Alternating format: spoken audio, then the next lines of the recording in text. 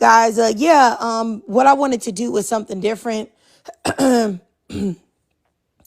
find that now I realize that maybe the approach that I had been coming with is an approach that is not the approach that I need to do, is what I'm saying. I was bending over backwards in trying to say things in a nicer tone and, a more respectful tone to get people to understand my position on, certain things. But I realize now that maybe that's not what a lot of black women want, or maybe it's not what a lot of black women need. I think that's probably a better thing. It's not what they need. They don't need somebody to speak nice to them and calm to them, because it seems like the people that black women seem to gravitate toward, at least a lot of black women seem to gravitate towards the most, are people that are disrespectful. Now, I'm not ever going to be, hey, good morning, T. Good morning, 200 Maya. I'm not going to be disrespectful to black women because that's not my nature. But I will say this, is that I'm not going to be as nice as I usually am moving forward, because I don't feel like that's respected. Right? Now, I posted about, like everybody knows, the live that I had. I forgot when that was. I think it was Friday, where I talked about Ashley Dalton, and I talked about the delusion of black women and the fact that you want to listen to women that sell you lies and dreams, when the majority of black women, respectfully, the majority of black women are not going to get a wealthy man that's going to be able to pay all their bills and fly them all over the world. It's not going to happen. For so many reasons. Not because I don't think black women are desirable or attractive, but because, simply put, the majority of people ain't got no money. That's just what it is. The majority of people are millionaires. The majority of people ain't got no money. And the men that do got money or do have that type of wealth, you do have to look a certain type of way to get it. And a lot of black women are not even prepared to do what they need to do to even get on that level. But I don't believe in shaming black women for the way that they look or anything of that nature, or telling you or treating you like Kevin Samuels, having you come up on my platform, expose your face, expose your body for me to tear you up. And what's crazy is that there are black women that are willing to be degraded by whoever, just as long as they tell them that there's some magical fake gold at the end of the rainbow. So that let me know really off top that the majority of black women are delusional with them, because they don't want to hear it. They don't want to hear it. And I feel like if you're going to be like on my page, I think maybe instead of me being afraid to talk about it because I don't want to make black women mad, I should actually lean into it. That way, the people that don't agree with me will stay away from my channel. So when I do have debates and discussions, a lot of the irrational black women won't be following me in the first place. So I just want to say this. If you think logically and you realize as a black woman that the majority of people are not rich, the majority of people are not wealthy, that's number one, right? Then you think about the fact that the majority of the world is anti-black, including black people, including white tea people, including white tea Hispanics, including Asians, including indigenous people, whoever you want to think about. Every community has anti-blackness rooted in it. So that lets you know, and also the fact that society views black women as less than. So when you add the fact that the majority of people, good morning, supervillain, the majority of people are not rich. They're not rich. The majority of people aren't even making 100K. Just so y'all know, the majority of people aren't even making 100K. And the majority of people that do make 100K and up make it together in a couple form. It's both incomes together. So if you realize that the majority of men don't got no money, and another majority of men that have money are already taken, the men that are not taken know that they are unicorns, and the majority of those men are not interested in black women. How in the world do you follow somebody that's telling you all you have to do is get in the gym and you're going to find a bajillionaire? You don't think that's preying on your stupidity? You don't think that that's preying on your delusion? Huh? You don't think that watching a man like Yada sit there and talk about a man should have to give you $25,000, $50,000 just to talk to you? You don't think that when a man decides to make content like that, that he's trying to go viral and prey on the delusions of black women? You don't think that? Huh? Anyway, so that's what I wanted to talk about today. And like I said before, this is going to be different than it usually is. So I want to talk about black women's delusion today. Complete delusion. And I forgot to mention that another avenue money or has resources. Also, a lot of the times it will be somebody that you're not attracted to. It'll be sources. Also, a lot of the times it will be somebody that you're not attracted to. It'll be somebody you're not attracted to. It'll be somebody you don't love. It'll be somebody that you don't really care about, but you care about the money because that's what's going on. How many men do you know out there that are 6'5", super handsome, nice body, great soul and spirit, a beautiful, loving man, will treat you like a queen, pay all of your bills, do everything for you, that are a millionaire? Huh? That are rich and wealthy. Do you know the chances of that happening to you? You would have a better chance at being struck by lightning. A better chance at being struck by lightning than finding that as a black woman. But I am evil and angry and hateful to tell black women to live in freaking reality and realize that no one's coming to save you. And that the better thing for you to do as a black woman would be to focus on yourself and providing for yourself. And then just in case you find that man, that'd be great if you do, but you should move on the perspective that won't happen. This man is not 6'5", WY6, and I'm not talking about him as far as him being the guy that's attractive. He's not even attractive. I'm not talking about him. So anyway, that's what I want to talk about. Number one, you don't need someone to tell you how to dress and behave. People are different. Some men like some things, some men like other things. A lot of women go get BBLs, right? They go get BBLs because they think that that's going to attract like a baller, a rapper, a basketball player, an actor, or things like that, right? But you have black men, I can think of two. Right now, you have somebody like Big Sean is a perfect example. The women he seems to be attracted to are athletically built. They don't have big booties and big boobs and all of that. So that should let you know that men are not all one size fits all. Men that have wealth and means. They may like a woman that's bigger. They may like a woman that's skinny. They may like a woman with piercings. They may like a woman with natural hair. They may like a woman with a weave. So someone that tells you that you have to fit into these Eurocentric standards of beauty and how you present yourself to get a rich man is already lying to you. You know what I'm saying? And the women that believe it, I really just don't know what to say to you. Number two, what's for you is for you. It will be for you regardless. And if it's not for you, it won't. If you're meant to find a man, you'll find one. If that's in your fate or destiny, whatever you want to call it to have, you'll have it. If you don't, you won't. Anytime you attempt to change yourself to attract anybody, you've already lost.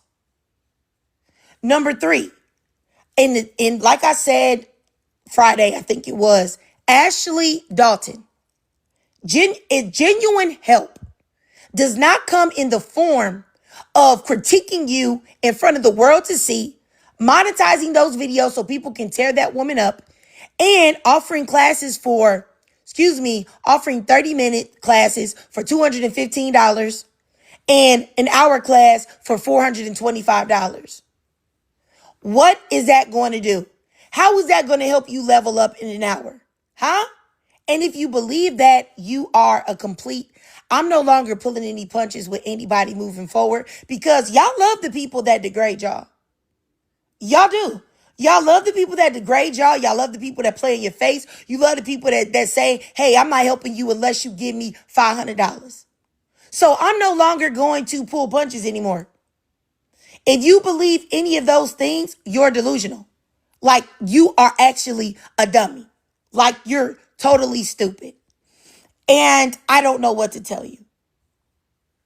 And that's the reason why black women are able to be taken advantage of by women, able to take advantage of by men, because you don't want to actually do any of the real work that it takes to be a better person. You don't. Hey, how you doing, Coach T? So I just wanted to say that black women have got to stop being mad at people that encourage them to want to live in reality. Now, I know people got mad at me a long time ago when I talked about Shira 7. Shira 7 said, hey, don't worry about if your man or your husband cheats on you. Just worry about the money. That's a completely idiotic, stupid way to think. Even if you think about it from the perspective that you could possibly get an STD from somebody cheating on you. So what? You have a Birkin bag.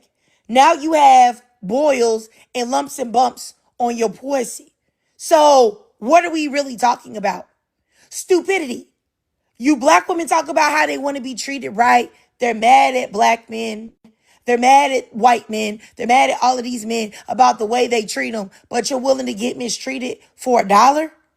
Exactly what are we talking about?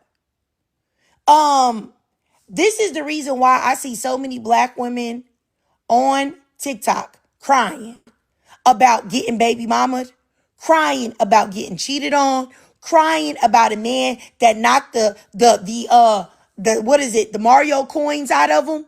When I go look at these men, it's easy to tell that these men was going to beat the brakes off of them. And the reason why this continues to happen is because black women don't live in a place of rationality. And now I'm starting to realize it's way more black women that don't live in a place of rationality than do. It's actually ridiculous and insane. You know, and I know that from now on, I'm done. I'm done lying to y'all. It's not even that I lie, because I don't. I'll just say I'm done coddling black women, because I will say that I have also bit my tongue, and I have,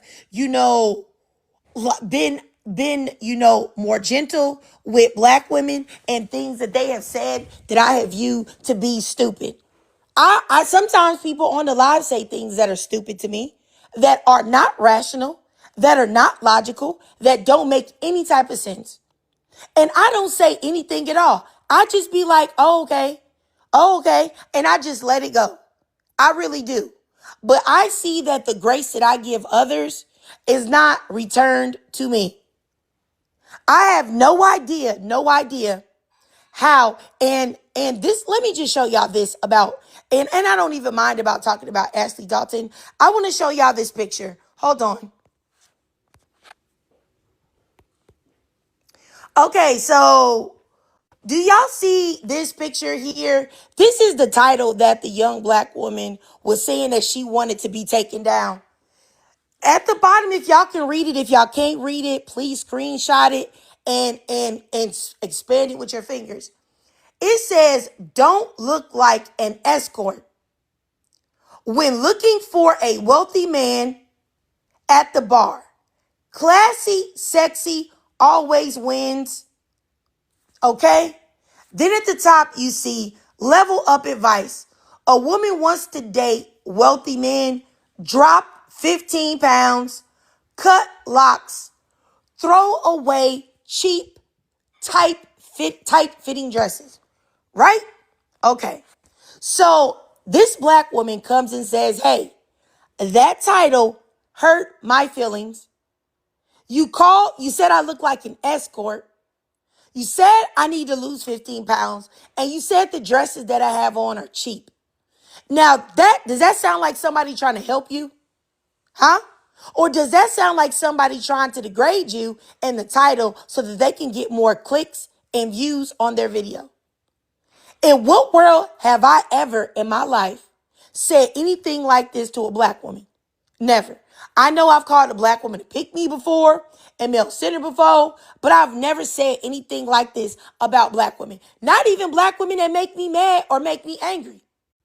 So my thing is that y'all will accept a woman putting you on her page and degrading you, saying you don't look good enough, saying you're not good enough, and that you need to change everything about yourself. You're not good enough, and that you need to change everything about yourself. And this is a woman you put on a pedestal, and you tell me that I'm tripping, that I'm trying to lead black women down a wrong path when this lady is obviously a grifter?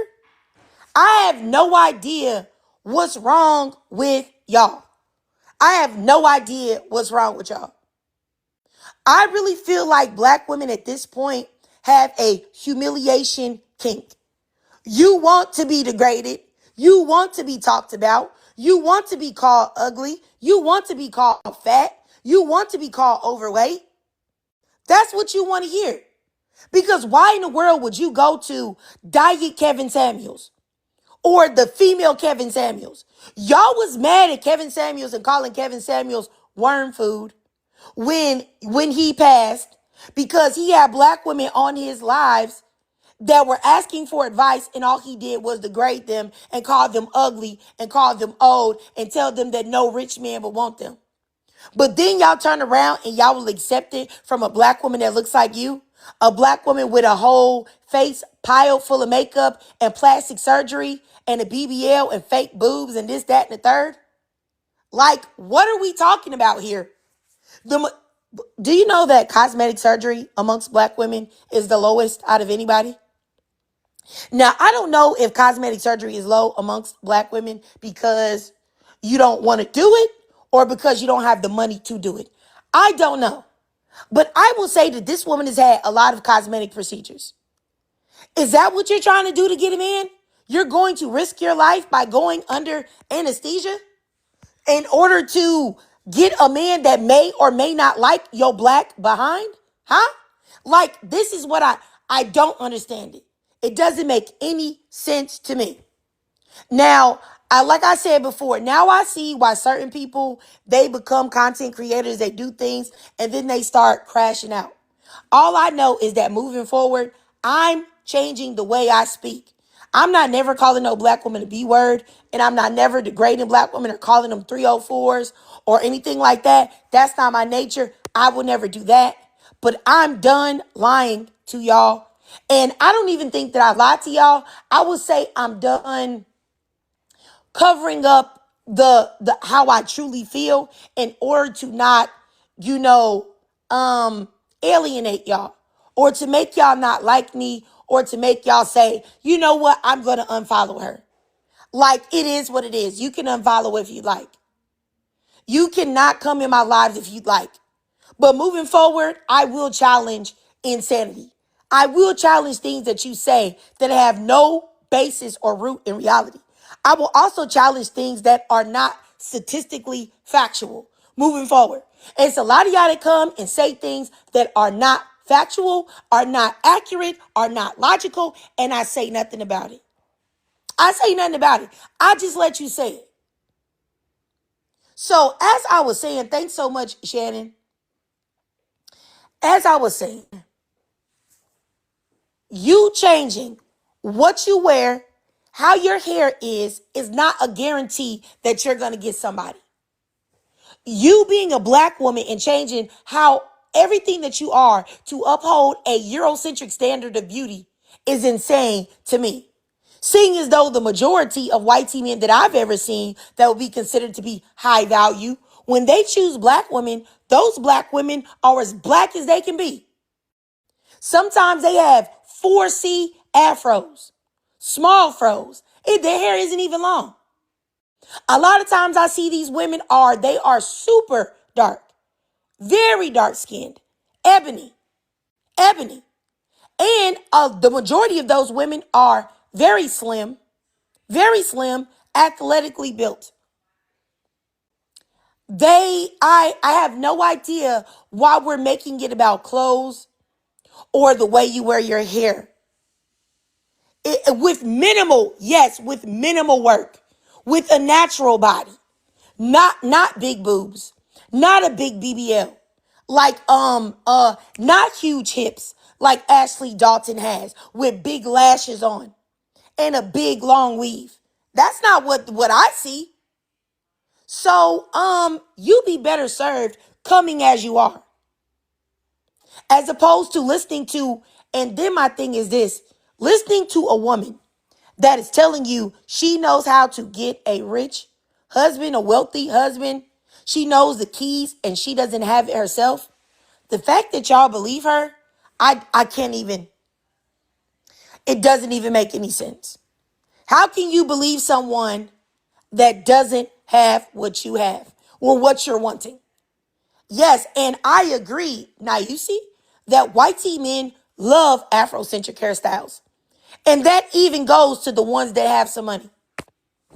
And the ones that like Eurocentric looks will not like you anyway because you are black. It doesn't make any sense to me. And yeah, I have no idea. It's like I keep thinking that there is a sisterhood amongst black women, that there is black women want to stick together. But I see that y'all just want to, the collective of black women want to stick together in delusion. In delusion, in delusion only. Y'all like to see black women get dragged. Y'all like to see black women get degraded. That way y'all can sit from behind your computers or behind your phones and say, look at her. I'm better than her. I'm better than her. All the while, you probably not even better than the woman that you are hating on or laughing at. Because I took my time to look at the profile pictures of a lot of these black women that were tearing this black woman in this picture up. And, dare I say that if they went on Ashley Dalton's platform, they would be eviscerated, ripped apart, torn apart. I look at these black women's pages. They look nothing like what Ashley Dalton says to look like. So, Batty B says, I stopped listening to her, that meaning Ashley Dalton, when she said she prefers to be the side chick. You see what I'm saying? Do you see how delusional black women are? That there would actually be women out there co-signing being a side chick to a man. And y'all think that's a life to ascribe to being a side chick? What? I don't care how much money is cool, right? Having the means to do what you want to do in life is great. It really is. But, okay? Money is not everything. Money is not the end all and be all. There are other things that life is made up of besides money. And I hope that you guys understand that. Just 1 second here. I'm going to switch the picture and I'll just have this up just in case somebody else questions why I'm having a live. Hold on. As I was saying, black women, y'all want to live in delusion. And at first, the reason why I did a social experiment, right? I put the picture of Yada up there because Yada says the same insane things, not the exact things that Ashley Dalton says, but it's under the same umbrella, right? It's under the same umbrella. Nobody can coach you on how to find the person that you're going to be with. Nobody can coach you to do that. Nobody can. Every man is different. I have no idea why black women want to be degraded in front of the world. Exactly, Maddie B. I have no idea. You have a woman that you, let's say, I think Ashley Dalton is an attractive woman. You have a black woman that's attractive, right? That says, hey, you know what? You need to not walk outside without a full face of makeup on. You need to make sure that your hair and your nails and your feet are on point at all times.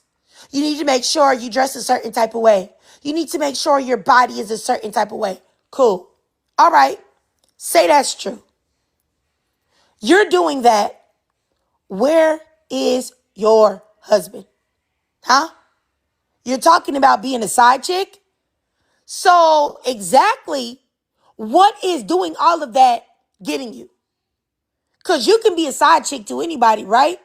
I think any woman, even if she doesn't work out, she don't do anything to herself, can be a what? Okay? So I just want y'all to know that basing your whole looks on if a man likes it or not is male-centered. Basing your whole persona on, is a man going to think I'm cute? Is a man going to like me? Is a man going to think I'm sexy? That's the absolute purest form of pick-meism there can be. And you can lie to yourself all day, every day, and tell yourself that that's not pick-meism, that's not male-centeredness, but it is. If the reason why you wear your hair the way you wear your hair is because you hope a man will like it, respectfully, you're goofy.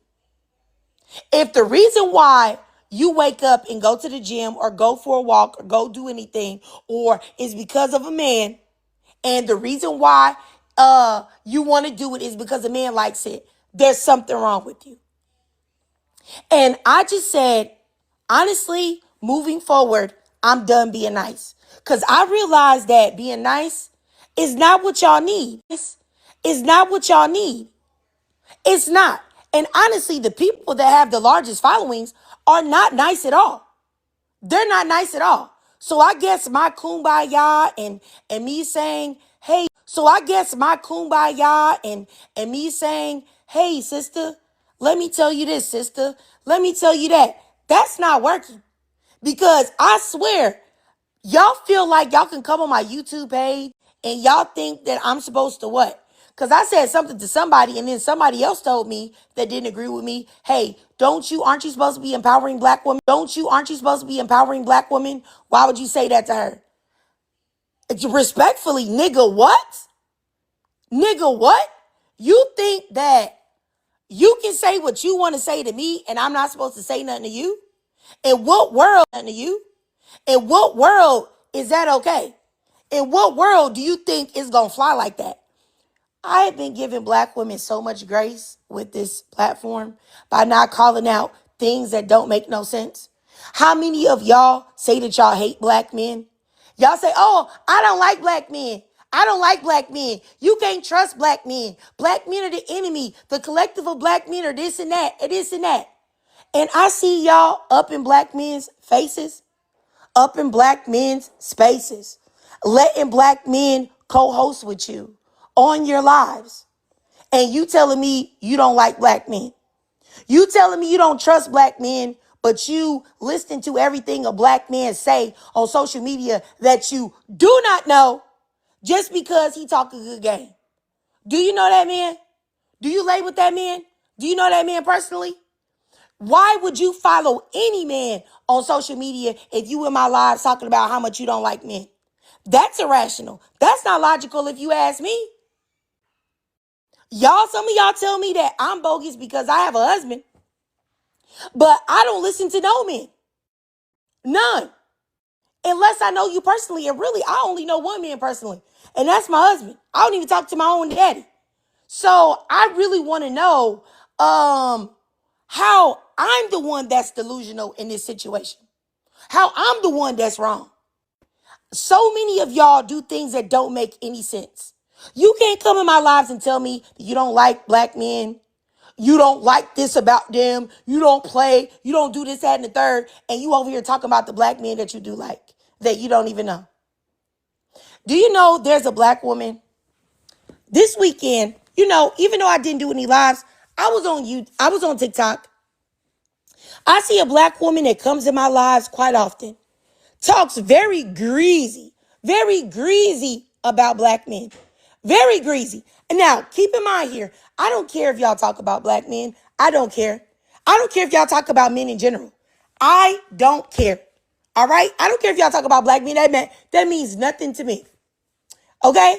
I will tell you, it's a black woman to come up here and say a lot of things about black men and men in general. Do you know I saw her in a live Saturday with Saul Camaro? He was in process of disrespecting another black woman. Disrespecting another black woman. And she was taking up for this man. I was flabbergasted. Flabbergasted. Do you know what I said in the comments? Normally when I see black women do things like that, because I see black women, I just want y'all to know, this is how nice I am to black women, and it stops. There are so many black women that come in my lives and talk about how they ain't no pick me, they ain't male centered, they do this, that, and the third. And I am online scrolling on TikTok and I see them in men's spaces, keying. Whole energy is different. They acting so sweet and soft and submissive with these men. You would never know that they came to my platform and acted like wild animals. You would never know. So anyway, let me get back to this lady. And I never call y'all out. I never call y'all out. I never say nothing to y'all. Y'all come in my lives, y'all get in my box, y'all talk all of this stuff. I never challenge y'all. I never say, hey, I saw you in such and such live. Why was you there acting like that? I never do that. I never say nothing. But let me get back to this one particular black lady. I saw her defending Saul Camaro. Now, I have no idea why these women be liking this man. I don't know if it's because this man, you know what I'm saying, works out or something like that. Some of this make me feel like a lot of black women have never been able to pull a decent looking man in their life. I have no idea. I have my husband, my first husband, all of these men that I've talked to have worked out and had abs and had bodies. So I have no idea. Y'all ain't never had a man that worked out before? Y'all ain't never had a man that stomach don't hang over his pants? Never mind. Let me not even do that. So this lady is in this live defending Saul Camaro. I said to myself, wow, I'm shocked that you're here in this live defending Saul. I'm flabbergasted. That's what I told her. I waited for her to respond. She did not respond to me. So what I did was I just blocked her. I blocked her on my main page and I blocked her on my backup page because that had me flabbergasted. And I am done coddling black women and their contradictory behavior and their hypocrisy. I'm no longer being nice, and if you don't like it, I promise you, probably moving forward, you may not want to follow me moving forward because this whole thing is changed. I sat there and really thought about it, and I was like, I'm changing everything moving forward because y'all don't need somebody to be nice. And y'all don't need somebody to give y'all grace. Y'all need somebody to call y'all out on y'all BS. That's it, moving forward. Of course, I'm never going to call black women the B word or call them 304s or things of that nature because I would never disrespect or degrade black women in that nature. Never would I. I still will respect y'all. But I'm just saying that I'm no longer being concerned about how you perceive the things that are coming out of my mouth. If you don't like it, you can unfollow me. And I do believe that it's about money. PG 1908. I ain't getting none. You know what I'm saying? And that's my thing. I don't have no classes. I don't have no ebook. I will say right now, though, y'all, I am writing a romantic horror storybook that I will be, hopefully you guys will buy it. It's a romantic horror storybook based on black people. So the main protagonist, of course, is a black woman. And, her love interests are black men because what do I look like? So the whole book is about black people, but that's something that I'll be doing. But other than that, I'm actually currently working on now. But other than that, I don't have anything to sell y'all. Okay? I don't have anything to sell y'all. I'm writing fantasy horror books. So, but other than that, I don't got no book to sell y'all about how to get a man. I don't got no book to tell y'all that y'all need to go get a texturizer and loosen your 4C hair so that you can get a white man or a black man to like you. No. I don't have no book to tell you about how you need to work out to get a man or how you need to do. No, I don't have nothing like that to tell you. I'm not charging you $425, which is Ashley Dalton's price for a 1 hour one-on-one session on Zoom or FaceTime. I'm not charging you $425 to talk to me. There are black women that email me every day. If y'all didn't know, black women that email me for advice, email me to tell me about their situations, email me a lot of things. And do you know what I do? I respond. I go back and forth with them. I tell them what my thoughts are. I uplift them. I speak life into them. I never once said, excuse me, thanks. I'm glad you got that advice from me. Please send me $425 to my Cash App. Me sitting there and put my Cash App in the bio for you to support my channel so it can get better if you want is not the same as asking for money. I don't think anyway. Because you ain't got to send it. You ain't got to do it. I'm still going to make the videos. I'll still respond to your emails. I'll still talk to you, whether you give me $1 or not. So it's what Ashley is doing and what I am doing is not the same thing. Yes, there are the person that hit me up and asked me about, they told me that they were homeless, PhD Kimmy. They DM me, they sent me an email, said, hey, I'm homeless. My family, we're going through situations. Can you help? What can you do? Can you bring it to your platform? That's what I did. I tried my best to get them help. I put them all over my page, even my YouTube page. I never once told them, hey, you know what? I don't do that. You got to pay me money for me to do this for you. I would never do that. I would never do that because I really do care about black women. But anyway, it's beyond that. Like I said, just moving forward, I'm no longer lying to black women. And if you're mad at me, you're just mad. You're just mad. You'll just be mad. And like I said, you listen to people that don't, and I'm going to say this one more time. You listening to people that don't have what you want and thinking that you're going to get it, you're crazy. It's the same way when people got mad at me about, I had said something about, if y'all know the creator Kitty Rose, people, this was like 2 years ago, at least 2 years ago. People got mad at me because I said that Kitty Rose was a grifter. I said that Kitty Rose, because she was telling black women back in the day that she could help them find a husband. This is before Kitty Rose was married. I said, why are y'all listening to Kitty Rose about how to get a man when the way she speak is very pick-me-ish and she doesn't have a husband? Then Kitty Rose started grifting towards Christian content, right? This fake Christian persona, this fake God, Jesus, fake, because everybody knows that Christians pay. Christians give you some money. If I really wanted to make some money, I could start grifting to Christian talk and change my whole content up. I could get paid doing that, but I don't do that because I don't want black women that are just Christians to listen to me. I want black women of all thoughts to listen to me because I'm really trying to help. But nonetheless, I said that Kitty Rose was a grifter. Do you know how many women call me everything but a child of God? Because I said that Kitty Rose was clearly fake. She talking about Jesus. Next thing you know, you see clips of her talking about getting peed on and peeing on people and eating booty and doing all this other stuff and acting like a super duper, not trying to judge nobody or lut shame, but acting like a thotty, not acting nearly like that fake Christian persona that she put forth. That Jesus, oh, the Lord. Did the Lord know that you was out there eating booty from men that ain't your husband? You out there getting peed on by men that you ain't married to? Huh? That's all I'm saying. But those are the women that y'all listen to. Those are the women that y'all put on the pedestal. Women that don't mean nothing that they say. Ain't nothing that nobody can ever say that the things that I say, not only do I believe it, but I live it. Period.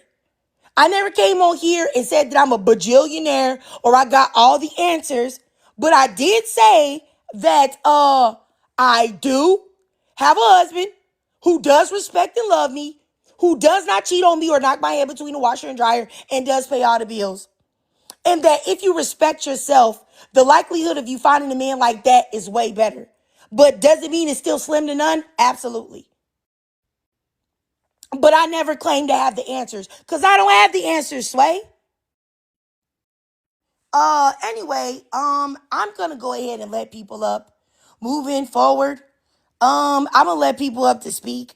I just wanted y'all to know that my perspective and thoughts on all of this, because the fact that y'all are cool with getting cheated on because so that you can get a man with money, or being a side chick so that you can get with a man with money, or changing everything about yourself so that you can possibly get mistreated by a man with money is wild to me. You have real life, real women that are way more beautiful than the majority of the women that are listening to Ashley Dalton, respectfully. You got somebody like Lisa Ray, who was married to what? The Prince of Turks and Caicos, whatever he was cheating on her, doing her dirty, doing her bogus, right?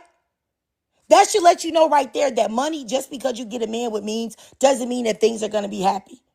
And you have women that are beautiful, like I said before, like Bernice Burgos, side chick, never married.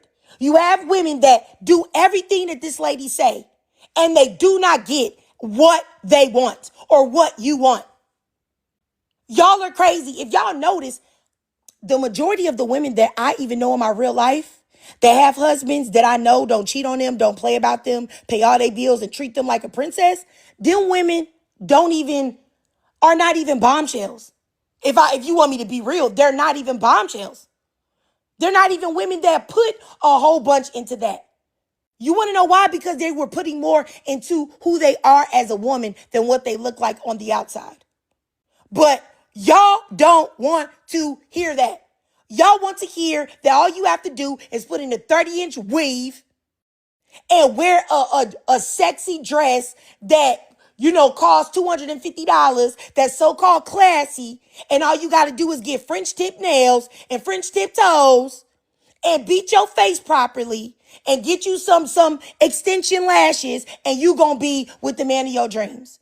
Lies, lies, lies, lies, lies, lies. And I'm tired. I'm tired of it. Y'all are delusional. It's crazy. And you know what? PhD Kimmy is completely right. It's classist as well. Ghetto black women don't deserve love. Poor black women, they can't afford to do these things. They're not deserving of love and affection. It's like I said, it's insane. And I want y'all to know that from now on, I'm not pulling any punches with y'all moving forward. So just let's if we can disagree, right? We can even go back and forth with each other. But what you won't be doing is calling me a B. You won't be calling me out my name. You won't be disrespecting me, and I won't disrespect you either. All right, let me let some of these ladies up here, all right? All right. I'm adding all the ladies up that's in the chat. Just remember what I said, because I'm not playing, man. I'm not in the mental state to have anybody play. And at the end of the day, I feel like at this point, and y'all are already reporting alive. So if y'all could just keep clicking it, because it's already women in here reporting alive. And I already know that why y'all are reporting alive, because y'all are upset. So what I'm going to do is change the picture to a man.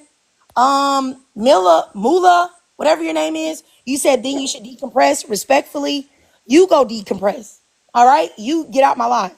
Okay? All right. That's what you can do. You cannot tell me what to do and not police what I'm saying in my own life. If you want to decompress, you go decompress. Okay? Please don't make me. All right? But I'm gonna go ahead and change Is it the an picture. open panel triggered? Is it an open panel? I'm gonna start down at the bottom and then I'll leave it open. I'll start with PhD Kimmy. Because some people last time, man, they be monologuing. They be talking for hours. Okay, well, what I'll do is right now, I'll give everybody 3 minutes. 3 minutes to speak. That's it, you guys. Y'all have 3 minutes, and I'll just instead, because sometimes I just give people like a minute, and I keep adding an extra minute, hoping they'll get the hint. But I don't ever say nothing. I'll just give you 3 minutes, and then if you not done talking, I'll just mute you and then move forward. All right. So I'm gonna start at the bottom. Hey, PhD Kimmy, how you doing, sis? Hope you're having a great day. Hi sis, hi panel. Girl, what the hell's wrong with people? What the hell?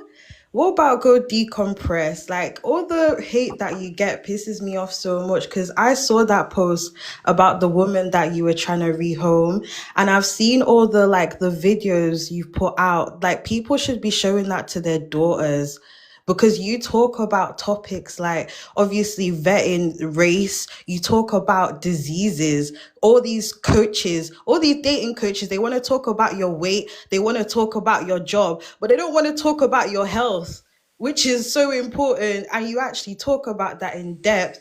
Like, you're an amazing creator, and I subscribe to you. I will continue to support you. Your book, you put it out, I'll buy it. Anything that you do, I'm a fan, hands down. Please don't ever stop doing what you're doing because there's so many people that wish they had that. Like, I wish that my mom taught me the things that you taught me, and I'm 24 now. Like, so I've had to wait 24 years to meet someone like you. So please don't ever stop. I just had to say that. I don't care about the timer. And the topic is important, but I really just wanted to say that from like girl to woman. Yeah, thank you. All right, PhD Kimmy. I appreciate you so much, sis. I really do. And I appreciate you attempting to uplift me. It really feels good because I know that I do have people that really understand where I'm coming from. And I know that you do. And I really do appreciate it. I really do. It means a lot. And I know I have other black women that do as well. Like I said, it was just like with the other live, I was just actually taken aback at the fact I didn't realize that there were that many black women that were like truly delusional. I mean, I knew that there were some, but like I said, I really thought it was 50-50. I didn't realize that we were in an 80-20 situation. That just knocked me for a loop. But I'm gonna keep going, you guys, because I know everybody wants to speak. Go ahead, Proud. How you doing? Good morning, sis. Hey, hi, Triggered. From the last time you were on here a couple days ago, you just sound so down, and I just want to give you a hug. I wish I could see you and give you a hug, honestly. I absolutely love your content. I don't understand where the hate is coming from. Personally, I think I just started seeing you on here maybe a couple months ago, so I don't know how long you've been on TikTok, honestly. So I don't know, everything that's going on. I know you mentioned, I guess in this guy's live, there was a woman in there, I guess, being a pick me or whatever. But then I guess when she was on your page, she had all this bad stuff to say about black men. I think that's what you were saying, if I'm not, am I correct about that? They weren't in this guy's live, because this is like Yada Awakening, like he's just a known grifter for delusional black women. But I forgot the name of the guy, but he's like a one that always talking about black women. But Saul Camaro was in there. If do you know who Saul Camaro No, is? no. And see, that's what I was gonna say. No, I don't even. Horrible. He is horrible. Okay. So, so it's interesting because I've been on this app. I would say I started really, really posting around March of 2022. So I would say 3 years now. I've been really going on this app. And it's still a lot of people that I don't know of because I don't watch everybody's content, and I definitely don't listen to black men on here. And I don't understand all the grifting and all that. I don't understand all that because I'm on here for a completely different reason. I'm on here because I just genuinely like being on here, and I like to have these discussions with black women. I don't care about anything else. I have an entire career that pays me very well. So I don't all that grifting and people be doing, because I know you mentioned this and this is true. A lot of black women will switch over if they feel like it's going to make them more money. And I just feel like, Nobody cares, so you can shut up. huh? Oh. And then there's somebody in the comment section that made a good point, and it sucks, Trigger, but it's the truth. I forgot her name, but somebody just said that a lot of people that be reporting your content be your own followers. And it's really sad. And that's why I say, Trigger, for me, when it comes to black women, I look, I love black women. I love being a black woman, but I understand that every black woman can't go. I understand that it's a lot of black women out here that's going to still hate on black women like you and I, who are actually trying to do the work and change the mindset of black women. And I respect that. So I just want you to know, and though we're both very different, okay, because I will call somebody out their name. I don't care. And I'm very honest about that. But I respect that you move a little differently when it comes to that, and I respect that. But I do want you to understand that please do not stop doing your content, because black women still need to hear it at the end of the day. All So, right. I just want to say that to you, sis. All right. I appreciate you so much, Proud. I really do. I appreciate you, and I'm glad you started coming around. I appreciate your energy. Yeah, like I said, we kind of disagree about the name calling thing, but other than that, I think we align with a lot of things. I'm sure we don't align with everything, but I know we align on a lot. Which, like I said, nobody's gonna agree on everything. All right, let me go up here to Vicky. Girl, you've been here for damn years. I mean, I'm glad that it's more and more followers. We like it. I've been following you forever. I respect you. I like you. And followers don't mean supporters. I think people get them things. I think people conflate the two. I got a backup page. I got like 18 pages. Just because I follow you don't mean I support you. So that's different. You know what I'm saying? Like, if I support you, I'm putting in on this. I'm adding to what you're doing. A lot of these people, they just follow you to keep up with you, just so they can, hurt you in the long run, right? So I'm gonna just be real quick because I wanted to be an open panel. I ain't gonna lie. People be monologuing, talk too long. Okay, so my thing is this. Again, last time I came up here, like I told you, my issue is the mean girl shit in our community. That's why all these women reaching out, they moms were they first bully, or their fathers wasn't at home, and we blame the mama, but the mama working so hard. But then we're not there for each other. I think that, like I said, if women were more for each other, if we was here for each other and not judge each other, sit up here like, she not married, she don't even do her nails, she work in a warehouse, she look at her lace. Like, if y'all got out of that and we just all was there for each other, uplifting each other for free, instead of trying to monetize off every damn thing with y'all broke asses, then you have a fucking heart for once. That's how I damn feel. But you can go, because I want the panel to be open. Okay, all right. I appreciate you, Vicky, and thanks for the support too. I really appreciate it. It means a lot. Let me go up here to Choniac. Let me know Cognac. if that's wrong. Hey, new Hey. follower here. I just followed.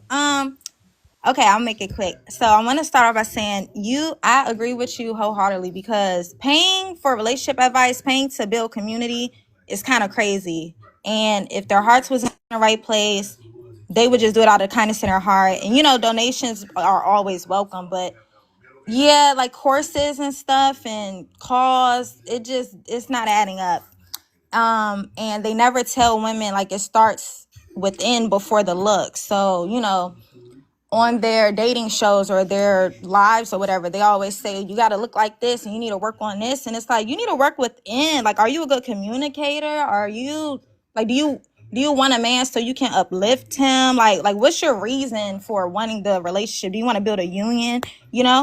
And I also feel like none of the, what are they called, relationship gurus, they're never talking really about how to have a successful relationship or marriage. Like, you have to be spiritually aligned with the man, not lustfully and materialistically aligned with the man. Like, you need to be spiritual. Like, are you, like, I don't even think some of these women tell other women, like, you have to pray for your man. You have to, like, you know what goes into a marriage. I think you said you're married and everything. It's like, it's so much deeper than the outside looks. And that's all they really talk about. They never talk about personal growth or just, getting closer to God or all, whatever your religion is. It's just that's how I feel. It's just crazy. It's just crazy to me. And then they're paying. Like, it's not even beneficial. They're telling you to get a wig, lashes, and your nails done. Okay? He can't even sit around you. He doesn't even want you to talk when you're around him. He just wants you to be arm candy. Like, I don't even think that's the way to really live at all, or to even grow. And yeah, that's it. All right, all right. I appreciate you. I appreciate you, Choniak. Let me see here. Let me exit out of there. Thank you so much for coming up. Let me go next here to Jonika. Hey, how you, or let me know if I said that right. If I said it wrong, let me know. Yes, ma'am, Jonica. Jonika. Okay.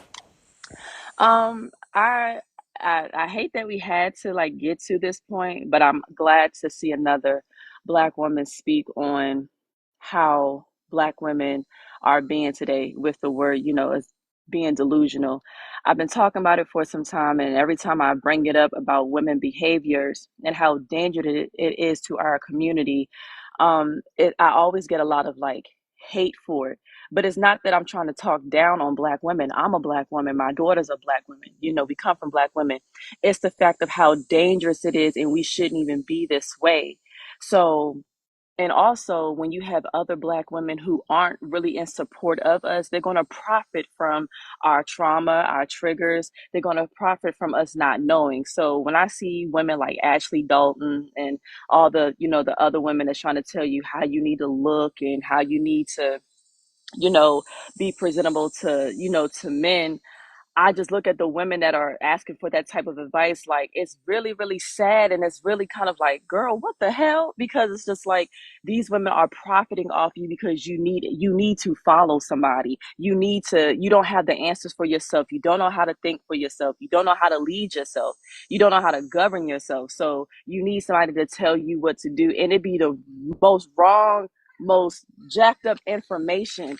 And I always have to make sure I tell my daughters, like, please don't ever listen to nothing like this. Please don't ever think that this is what's going to get you some type of man. Like, that shouldn't even be that's not even your purpose. You go to God for your purpose. You know what I mean? Like, I'm happy to hear, you speak on this. And because a lot of women be so, like you said, triggered. They be triggered when you bring up this type of stuff, and they just like, but we want men and we want this and we want that and we need to know how we need to look. And it's just like, I'm so sick of it. I'm so sick of it. I don't even really hang around women because that's all they talk about.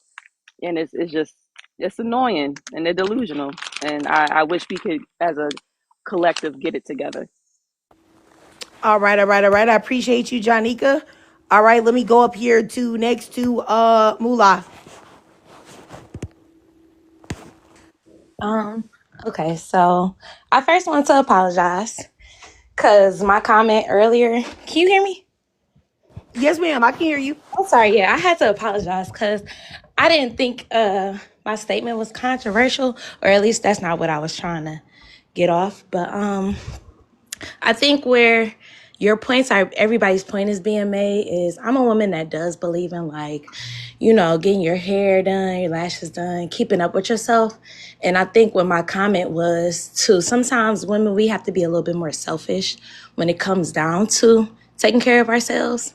So like for me personally, I feel like in the event, as a woman who believes in doing these things for yourself, I do hate that I do see like there is a marketing tactic now to where, unfortunately, like it's like a rage bait where you can't change the man that you might be with or the man that you might be interested in. But what is important is that I'm very much so a woman who believes in taking care of yourself before anything. So that's when I was like, then decompress, because I think women, we should be a little bit more selfish we can't pour out of an empty cup. And that looks different for every woman. Like sometimes we do have to kind of take the wheel on.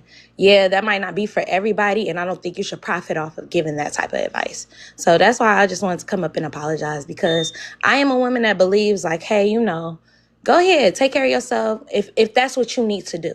And I understand that there are other women who don't need that to feel good about themselves. But the reality is, I think us as women need to do more of, instead of putting the next woman down because her values on feeling like herself might come with getting her hair and nails done, might not work for you. I think we all need to come to a collective on the common ground is, hey, if that's what works for you, that's what works for you. Either way, you have to pour into yourself first before you ever think that that's going to keep a man. A man is not the center of your life. So you need to figure out what works best for you. And sometimes with decompressing, that means take your space. Take your time with just figuring out like, hey, I need a break from all of this bullshit. So I did. My pure intentions was to come up here and apologize for that. All right, no problem, Mula. I appreciate the apology. I'll just say that I wasn't saying that black women shouldn't get their hair done, their nails done, take care of themselves or whatever the case may be. I just said where you go wrong is doing that because you're trying to get a man. Doing that, that's your reason. That's the reason why you getting your hair done. That's the reason why you wear your hair the way you wear it. That's the reason why you dress the way you do. That's the reason why your toes and your fingernails look the way they do, because you're trying to attract a man. I think that you're trying to attract so everything that you're doing is centered around a man. That's crazy. Like there are some women that really like nails that's got a whole bunch of rhinestones all over them. Like, you know what I'm saying? Blinged out nails. Now you saying Absolutely. that you're not going to Sometimes do it's a something little that you too really much. really like any longer because you don't think it's gonna get you a man. That's where you gotta learn that you gotta do better, because that's not something that you should be doing. And I think that's what needs to be kind of just talked about, because it could be one thing, okay, like boom, that might not be. People need to check themselves for what they're doing. But like what Coach T said when she's talking about I'm all over the place. Primarily, my goal was to come up here and apologize to the host. So I just think, Even with that host, I'm not to interrupt you, Mula. I just want no, you to go respond No, ahead. to the y'all can host. go ahead, cause Yeah, Mulan the panel open now. interjected. Y'all can open it up now. My thing is this: the nails, the hair. I feel like that's the last thing. Like I feel like it's inside, not outside. It's interior, not exterior. That's how I feel. And I feel like me talking to Trigger, me calling Trigger, like, girl, I've been feeling so like, me and my dude, we going through it. He doing this to me, or even if we done, I can't. I'm an alcoholic. Every time, I'm trying to get over this man that's not good for me, but I'm using alcohol, and she's telling me, hey, this is what you need to do. Let's find a hobby. Like let's do something. Let's go do sip and paint. Let's do that. Like, let's do. I feel like we don't have each other, and everything is about looks. Everything is about looks. I mean, I'm happy. I don't wear lace fronts. I don't. I don't. I do sew ins. You get what I'm saying? Like, stuff like that. But it's not for no dude. It's just what make me feel good about myself. A lot of these women out here, they know they trying to attract these men. They trying to attract men, and they judging the next woman for not doing that, because the next woman probably ain't worried about no man. But the next woman probably got deeper rooted issues that she can't even talk to you about because you're so worried about how she fucking looks. That's the bad part for me. That I'm just kind of like, it's very important that, yes, sometimes it's okay to be like, my priority is to get myself together. Yes, I should not use my last on getting X, Y, and Z. Or yeah, these are secondary, like a secondary branch that might make me feel good. But we can't put down the next woman because that's something that they I feel don't I like. don't think I don't think that's the goal of Um, anybody. Nobody ever said no, that. no, no. I'm not, Nobody and I don't said think. that women that get their hair done or anything like that are wrong. The only thing that anybody ever said, at least I can speak for myself because I was the one that was talking before everybody came up here. What I said was is getting your hair done, getting your nails done, doing all of these things, and the way you wearing your hair a certain types of way only because you're trying to get a man. That's desperate, thirsty, and corny. Why are you doing that? You should be able to be your own woman on your own time without framing how you present yourself and what you want to do in the eyes of if a man will like it or not. That is lame, corny behavior. And I promise you, number one, it's not going to get you a man. And if it do get you a man, it's not going to get you the type of man that you're going to be able to go the distance with. Period. And that's the thing, is so many uneducated women that ain't never had a good man, ain't never had a decent man, ain't never had a man that came home to them every day, ain't never had a man that didn't cheat on them, ain't never had a man that paid their bills for them, giving advice to other women about what to do. That's what I'm saying. It's the blind leading the blind. Black women are so willing to listen to somebody that ain't did nothing that they talking about, ain't experienced none of it, ain't never had a man that treated them right, ain't never had a man that married them and actually stuck to the vows lifestyles that he said and stuck to the things that he told them. And that's the problem, is that black women have got to stop thinking that this person that don't have nothing that you want is going to be able to tell you what to do. And also black women have got to stop thinking that if I look this certain type of way, this is going to get me what I'm going to get. Because a true man that is about some business, that is a good man, is not going to be preoccupied with the way you wear your hair or if your hair and nails are not done. Most of the time, men are not even concerned about that. At least the ones that are going to treat you with respect and treat you in the right way, they're not even concerned. So that's where the disconnect comes. Women following and listening to women that ain't never had a good man one day in their freaking life. That's the problem. Black women don't want to listen to people that got the answers. They want to listen to somebody that's going to lie Facts. to them. And that's Facts. problematic. Can I chime in? Yes.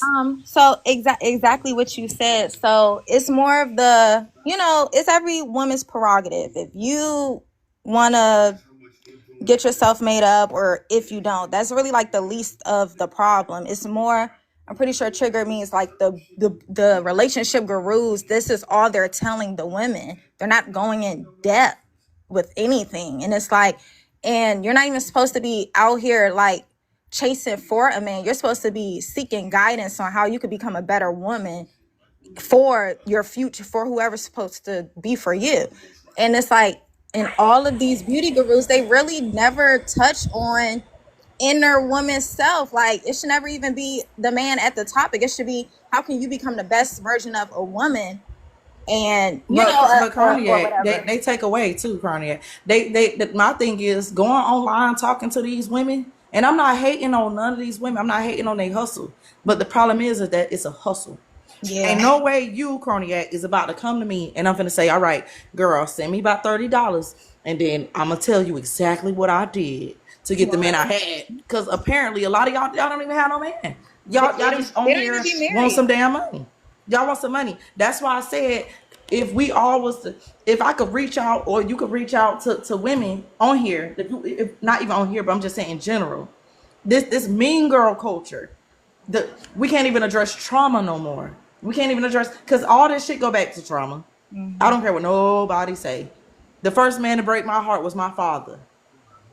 So, and I'm not saying I have daddy issues. I'm a military brat, and my father did certain things that made me see the world a little differently.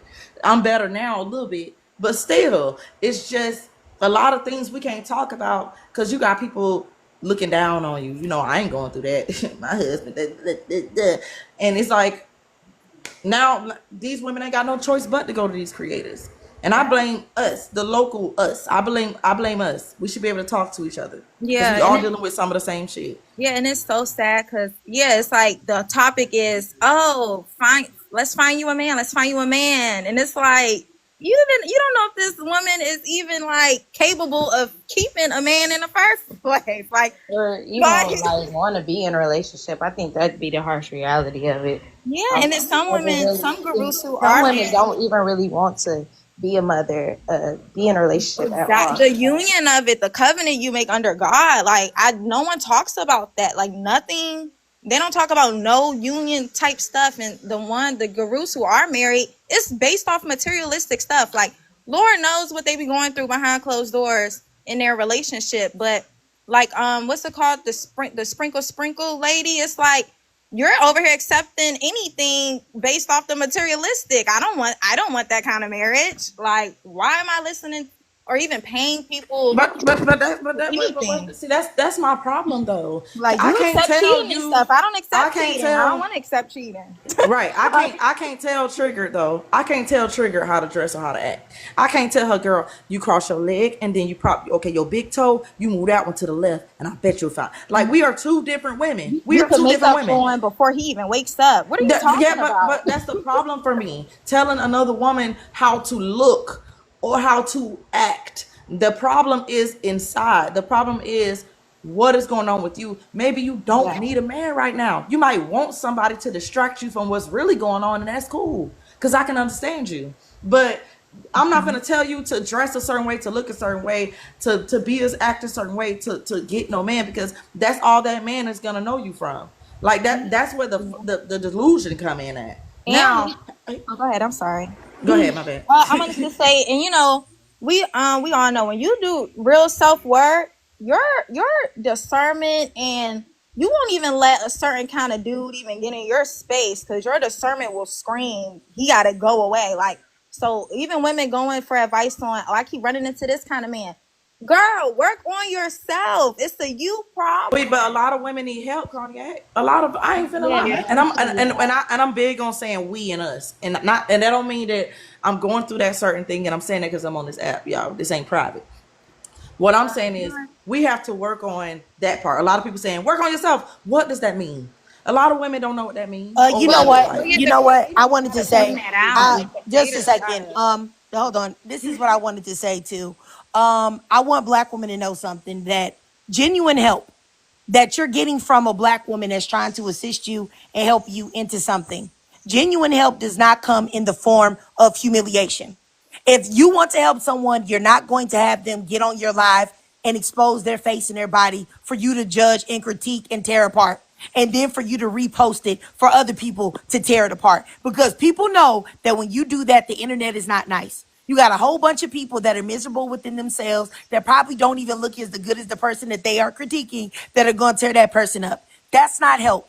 That's not genuine help. That's not genuine assistance to allow women to do that. What you do that for is because you're trying to create a niche. You're trying to create a lane. You're trying to go viral. You're trying to get paid. What do people say? That if you're not paying for something, that the product is you?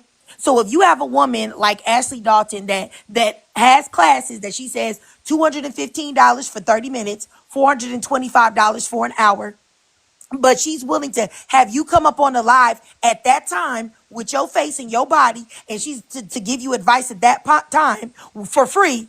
That should let you know that you're the product that you're still paying, and you're going to pay with the humiliation of everybody tearing you up and tearing you to pieces in the comments. So I want you to know that that's not help. Help is DM me, send me an email, let's talk there. Behind the scenes, nobody knows. Nobody knows what I said. Nobody can humiliate you. Nobody can weaponize it. Nobody can talk about your body, your hair, your face, nothing about you. That's true help. True help is not putting a sister, a black woman, in a position to where people already are very comfortable degrading us, putting us in a position to be degraded in front of the whole world. Some of her videos got 2 million views.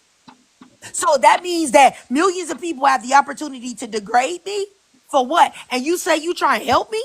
You ain't trying to help me do nothing. Respectfully, you trying to help yourself and help your bills get paid. And I wish black women would stop doing that. Because if you wouldn't let a man do that to you, you shouldn't be letting her do it to you either. Because first of all, I don't understand. Never mind. I don't understand how anybody can look at her and not realize that she's only about images and pushing forth a fantasy. Like if you are susceptible to that type of thing, honestly, you need to download Kindle.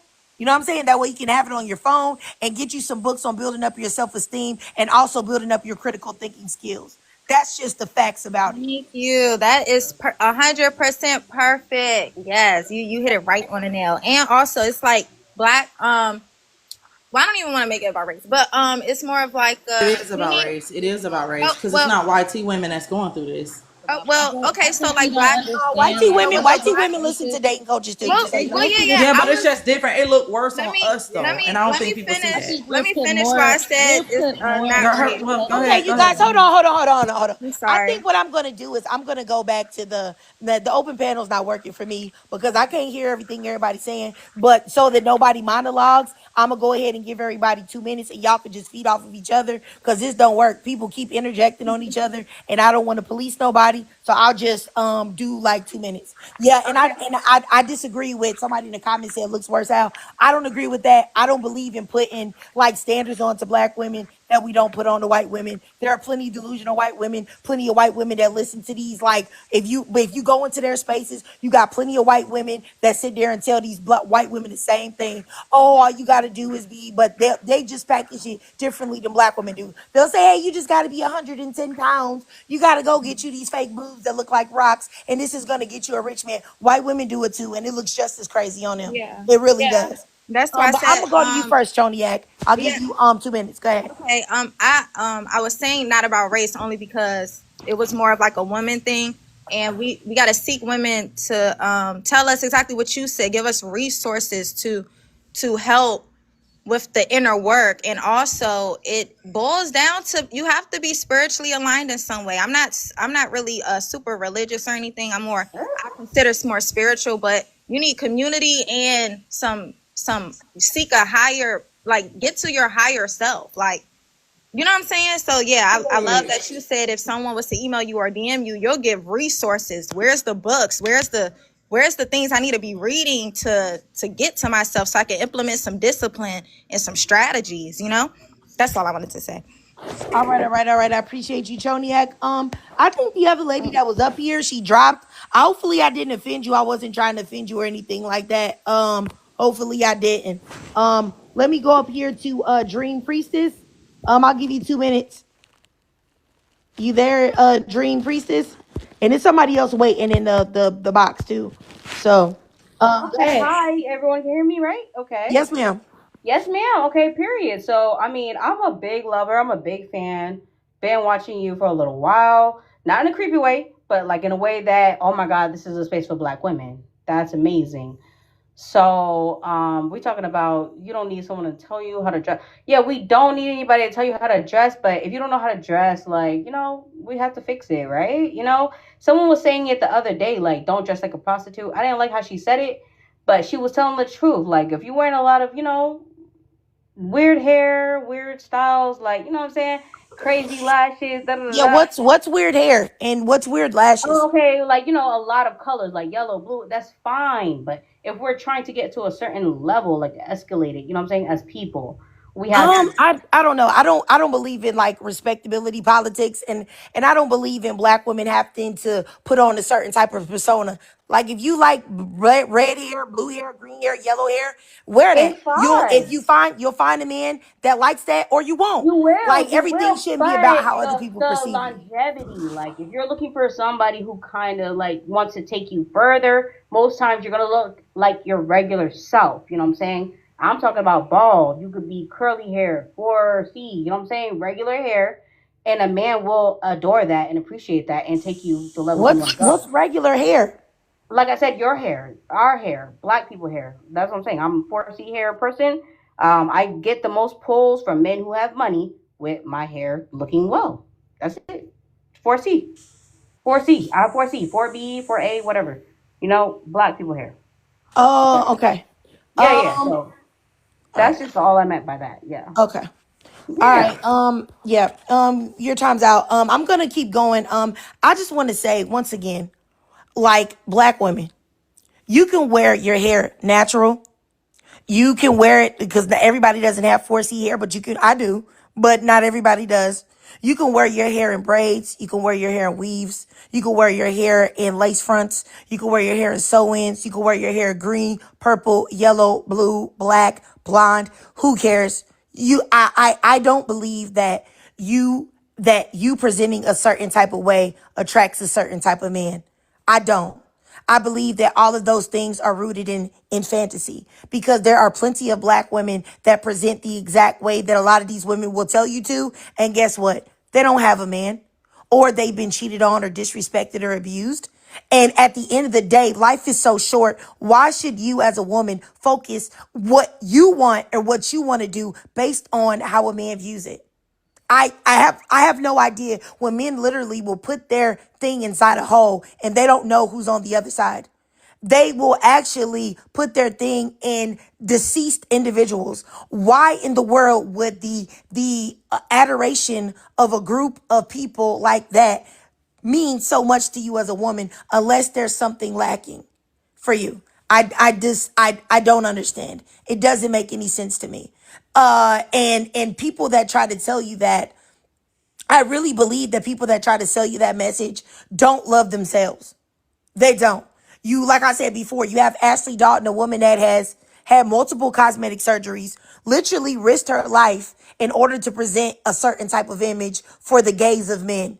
If y'all don't understand that that is one of the weakest things that you could ever do as an individual, I don't know what to tell you. I really don't. So I just don't believe in that at all. What do I look like doing something just so I could see a man to say, "Oh, he like it"? Why would you care that much? let's see here. I'm gonna go down further to Mula said that she has something to say. I'm sorry, y'all, because I know I've been just chattering it up on this panel, but I think sometimes when we not looking at the root issue of if it's getting that out of hand where you have to come online and ask somebody for validation, the problem is deeper than you going to seek actual like professional help. And I don't think we are talking about the root problem of our society, us being Black women living in a society where we look for validation all the time. Y'all said some great points about doing the work, about having like actually doing the inner work is hard sometimes. And some people not willing to take that journey into being a better version of themselves or really getting down to what their problem is. And it's harsh because a lot of things that needs to be said, we have to say them very direct so people can get the message. But I think that the biggest issue is we have to realize that when these women do go up there, regardless on whose live it is, they're not really trying to do that they're not actually trying to go on that journey. They're seeking a quick fix. And even for us to even like be here just kind of talking about this, it's deeper than the whole situation at hand of we're farther gone than the problem now that we have to broadcast that, hey y'all, we don't need to audition for feeling like we're worth it in this society. I agree with Lula, because honestly, it gets to a point where men have came out multiple times and told women, I've seen I went on a date with a baddie and she was stuck on stupid. She ain't even have no depth to her. Like, they truly don't care. So for women to be paying for another woman to tell them just looks and nothing more or deeper, it's like, yeah, like Mula said, it's like they're brainwashed at this point. It's like even men came out and said they could care less. Yeah, I agree with both of y'all. And the thing is, I feel like that is the thing that's being so pushed nowadays is how you look, or um just what you're trying to attract. But I feel like women are addicted to some type of trauma. So it never really made sense to me when women go on these panels to try to get some type of um I guess they're trying to seek help on their parents and stuff like that. But when you having a one-on-one with a woman in real life and you're trying to tell her about her behaviors and how dangerous it is, and you're trying to like actually help her, internally, they get so triggered and they don't want to hear it. I think either Mula or Cognac said it. They just want quick fixes and they don't actually want to do the internal work. And yeah, it's embarrassing, and it's also like really sad because you can't get through to most of these women because they don't want to hear it. All right, all right, all right. Did you have anything to say, PhD Kimmy? Yeah, I feel like Shira Seven is in the same pool of grifters, as Ashley. And I think that Shira Seven has really dangerous rhetoric. For example, like all of her advice is basically SW advice. And women are actually taking it and applying it when they're just everyday workers, not SWs. Um, and even Trophy Wife, I don't know if you guys remember that woman, the influencer that was Yep. telling everyone how to get a husband. The whole time her husband was touching her kids. And it was disturbing. In one video, I could hear what was going on in the background, and the kid was like crying for help, and she was just on like her phone, like recording. And it's disgusting. A lot of these grifters, they're narcissistic. They will say and do whatever. They will humiliate you. Because when Trophy Wife came out with her story, Shira Seven distanced herself from her because Trophy Wife was like, "Oh, I got everything I learned from you, but this is what happened to me." And Shira was like, "I don't care. Like, that's what you get. What kind of woman moves a guy in 2 weeks?" Well, you're telling girls to do anything for the bag. So she did anything for the bag. And look what happens. Yeah, because you're going to attract a narcissistic man that's going to financially abuse you and going to use money to control you. And these grifters, not only are they profiting off like vulnerable people, they're also leaving people in vulnerable situations as well. And I'm just glad like your channel is the complete opposite of that. You don't ask anyone for money, you don't try and sell anyone anything. People support you because you can see how genuine you are. I would say, PhD Kimmy, you're treading on dangerous waters. I tried to talk about Shira Seven a long time ago, and I said that the things that she says, do not apply and will not apply to 99% of black women. I also said the things that she says is extremely toxic, but there are so many black women that want to live in a state of delusion that they are going to find this man that they don't treat well, that they don't love, that they don't care about, and he's going to ignore all of those things and give her access to all of his money, all of his funds, and take her all over the world and buy her a house and a car and give her millions of dollars. And that's how it's going to be. There are so many black women that truly believe the things that she say. It makes no sense. They live in complete and utter delusion. You have Shira Seven, whose husband went in there and said something crazy to her while she was on the live. That lady could easily have left by at this time. I know she getting a lot of money. You know what I'm saying? She could leave that man if she wanted to. She not. She not even living up to the things that she is telling these women. But yet these women want to believe it. And it just doesn't make any sense. I know the last time I talked about Shira Seven, it was so many like long-term like followers of mine that I really was talking to a lot. They got mad at me. They didn't want to talk to me no more because I said something about that lady. But like I said, the key to making money within the black, woman space is lying. It's strictly lying. It's lying and telling black women, selling black women a dream. And that's the reason why you have so many black women that follow behind black men that they don't know. And then when the black man is exposed for doing something, oh my God, I can't believe it. I didn't know Marcus was like that. Why didn't you? Why didn't you? Why? It's so crazy. Like, I don't even want to talk about it. Let me just keep going. I'll go to Proud Black Woman. You have something to say, sis, at all? Yeah. So, and I've said this before, and probably why I don't even know about a lot of these content creators, because I don't really pay attention to them. And I do believe that everybody, should talk about whatever they feel like they want to talk about for their platform. But also, with that being said, as black women, this is why I say discernment is so important for black women.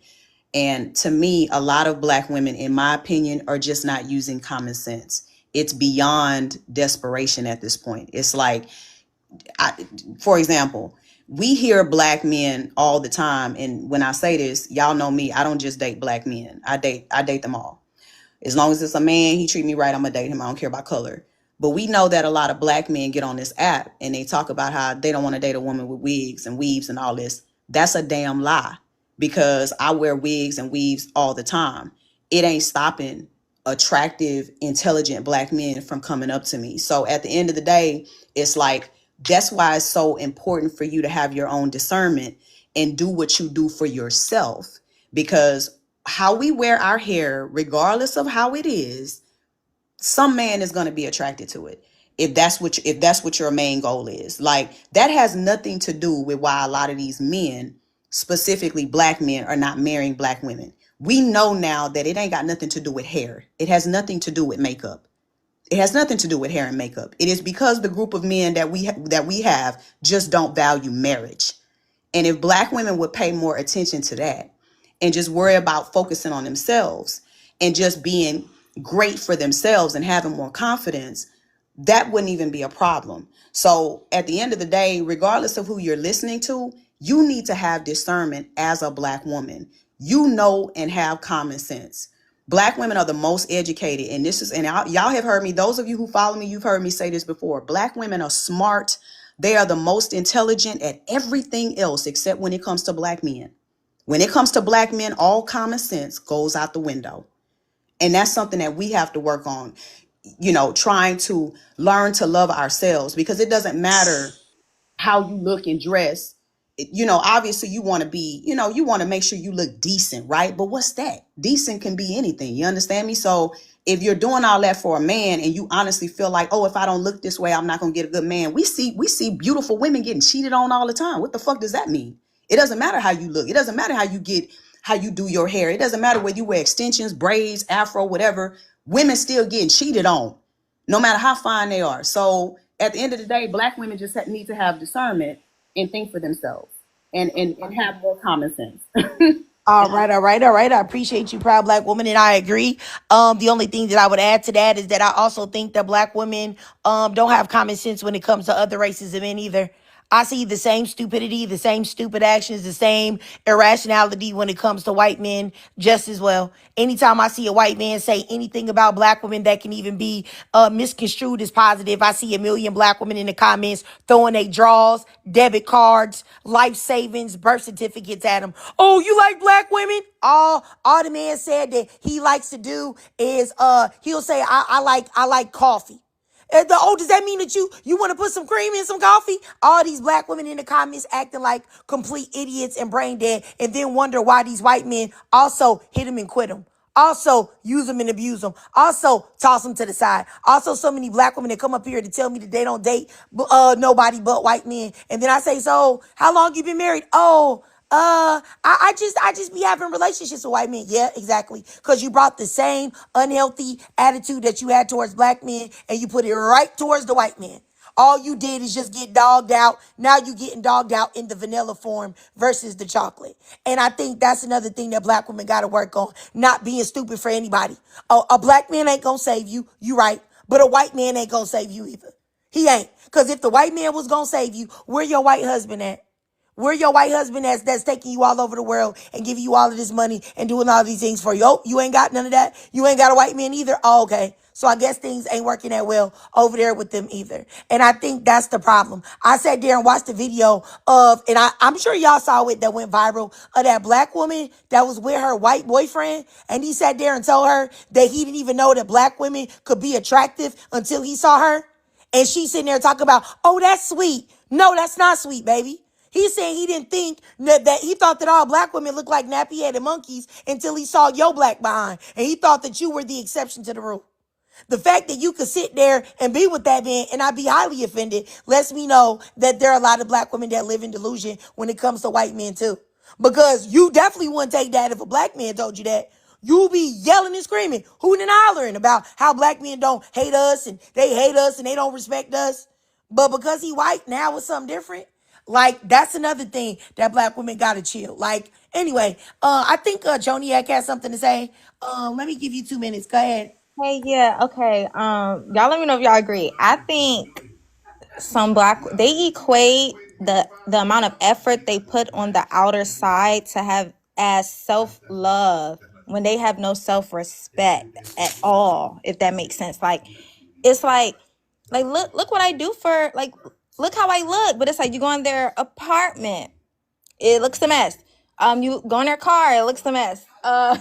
It's like how they live, how they carry themselves, or that's why some men be having the fantasies of, oh, she looks so good, and then when they go on a date, it's like, oh wow, like she doesn't know how to act, she's rude to the waiter, she's a rude individual in general. It's like, I think some women just equate the outer, like, looking polished as end all be all. Like a man should just like fall to their knees for them or something, when they have no self-respect or depth to them at all. So I think that's really what it is. The looking polished is overbearing everything else. They don't think they got to work on their inner self because they look good. All right, all right, all right. I appreciate you, Joniak. Let me go up here to Supervillain. Hey, Trey. Good morning, panelists. Those in the comments. The engagement is awesome. Thank you, y'all. But let's get straight to the light she deserves. This is some hard work. She's doing Mother Nature's duty right now. I just want to say, I really didn't want to comment too much because I'm of a different lifestyle. So, obviously, Trig knows I'm a separatist feminist. So I don't date or believe in marriage. So I didn't think my advice, I couldn't really give any advice when it comes to this. I do want to say, as somebody who's in the background just watching, some important statements were said that I just want to reiterate.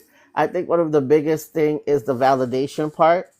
I believe this insecurity with Black women, right, us Black women, comes from that validation. And I've said this before, we have to start being the one that validates the young girls and the young women.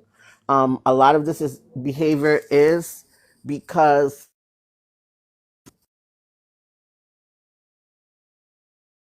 I think she might have got a phone call or something like that. Supervillain, because she's on the block. So she probably got a phone call.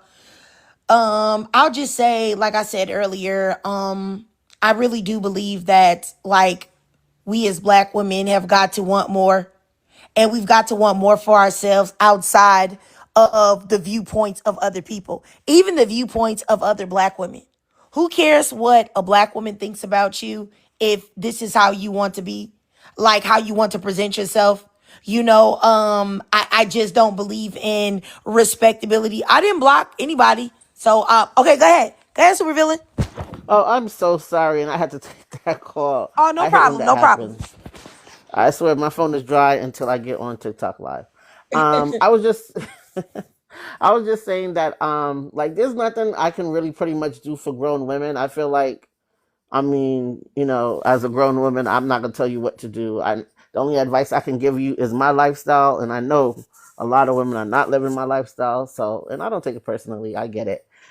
But the younger ones coming up, we need to start validating them. So the immense and intense need for male validation doesn't get to a point where women are paying thousands of dollars for relationship advice. And it's so sad that the last live it moved away from the point, and that's why I was trying to bring it back. Trick was trying to explain to y'all that it doesn't take thousands of dollars or a course or anything to be in a good relationship. And also to do that in a world where I think somebody mentioned it earlier, these men are doing it with monitor lizards, apple pies. I mean, you're twisting yourself, getting crazy surgery where they're paying big backs like me to eat on camera all day long. The things that we do to satisfy men, if we took 1/10 of that to just really instill in ourselves and our sisters, where we would be so far along. I feel like just being a good person, you may get the man, you may not. And let's just be honest. I'm going to be honest to black women specifically, especially because we are looking for the black man, the good black man counterpart. The numbers just don't support every black woman is not going to get that dream. It's going to be some black women's reality, but not all. So what happens then? Is life over? We have to work on being good people and looking for other goals that will satisfy. If you get married and have a healthy marriage, because that's the point, right? That's great. If you don't get married, you're also going to be okay, and if you don't get married, you're also going to be okay, and you can do other things. I just want to point out the fact that it's the validation. This is why we have to work on the young girls and the young women, because again, this is why we have to work on the young girls and the young women, because again, thousands of dollars on a relationship advice. Do you know that could have sent a little black girl to school somewhere, or that could have invested in some black woman's business where she could have, especially when these men are not going to husband school. These men are not, they're paying for courses, but they're paying for red pill courses to tell you how much women are a piece of shit and how they should work out and get their money up. It has nothing to do with being better for actual women. So I just want to bring that point out, because it gets lost in the sauce, especially when we have different points of view and we're coming from different areas. I have no bias, but I just feel the goal, and also acknowledging that everyone's not going to get that. So what's next? You can have something else to look forward to. I yield. Thank you, Trey. All right, all right, all right. Super villain, I appreciate you. That's something that I wanted to piggyback on as well. Black women. When you focus on someone like Yada Awakening telling you that you should ask a man to send you $25,000 in order to talk to you, in order to have a conversation with you before y'all even go on one date.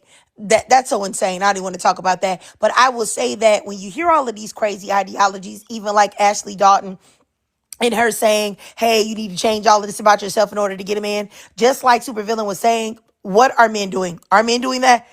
Are men saying, oh my gosh, I need to make sure that I have perfect pec muscles and my abs need to be popping and I need to make sure that I build up my quads and I smell good and my hair is on point and all of this so that I can get a woman, so that I can cater to her, so that I can make her my queen. No, no, no, they're not. They're not. And they still are able to sleep with multiple women by treating them like absolute crap. What men spend money on is exactly what Supervillain said. Going to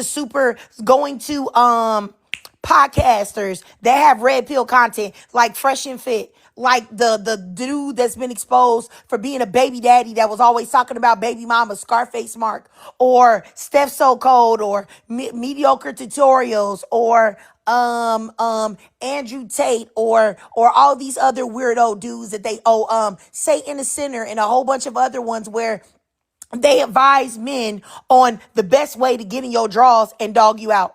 Where they tell them about the penny method on how to take you out first on some great date and then gradually withdraw all of their effort so they're able to sustain their connection with you and still be able to have intercourse with you by only investing one penny, one little ounce of effort, by starting off investing $1 and gradually drawing it all back and giving you a penny worth of effort and you still staying around. That's what men spend their money on ways to play you, on ways to dog you out, not ways to be a husband.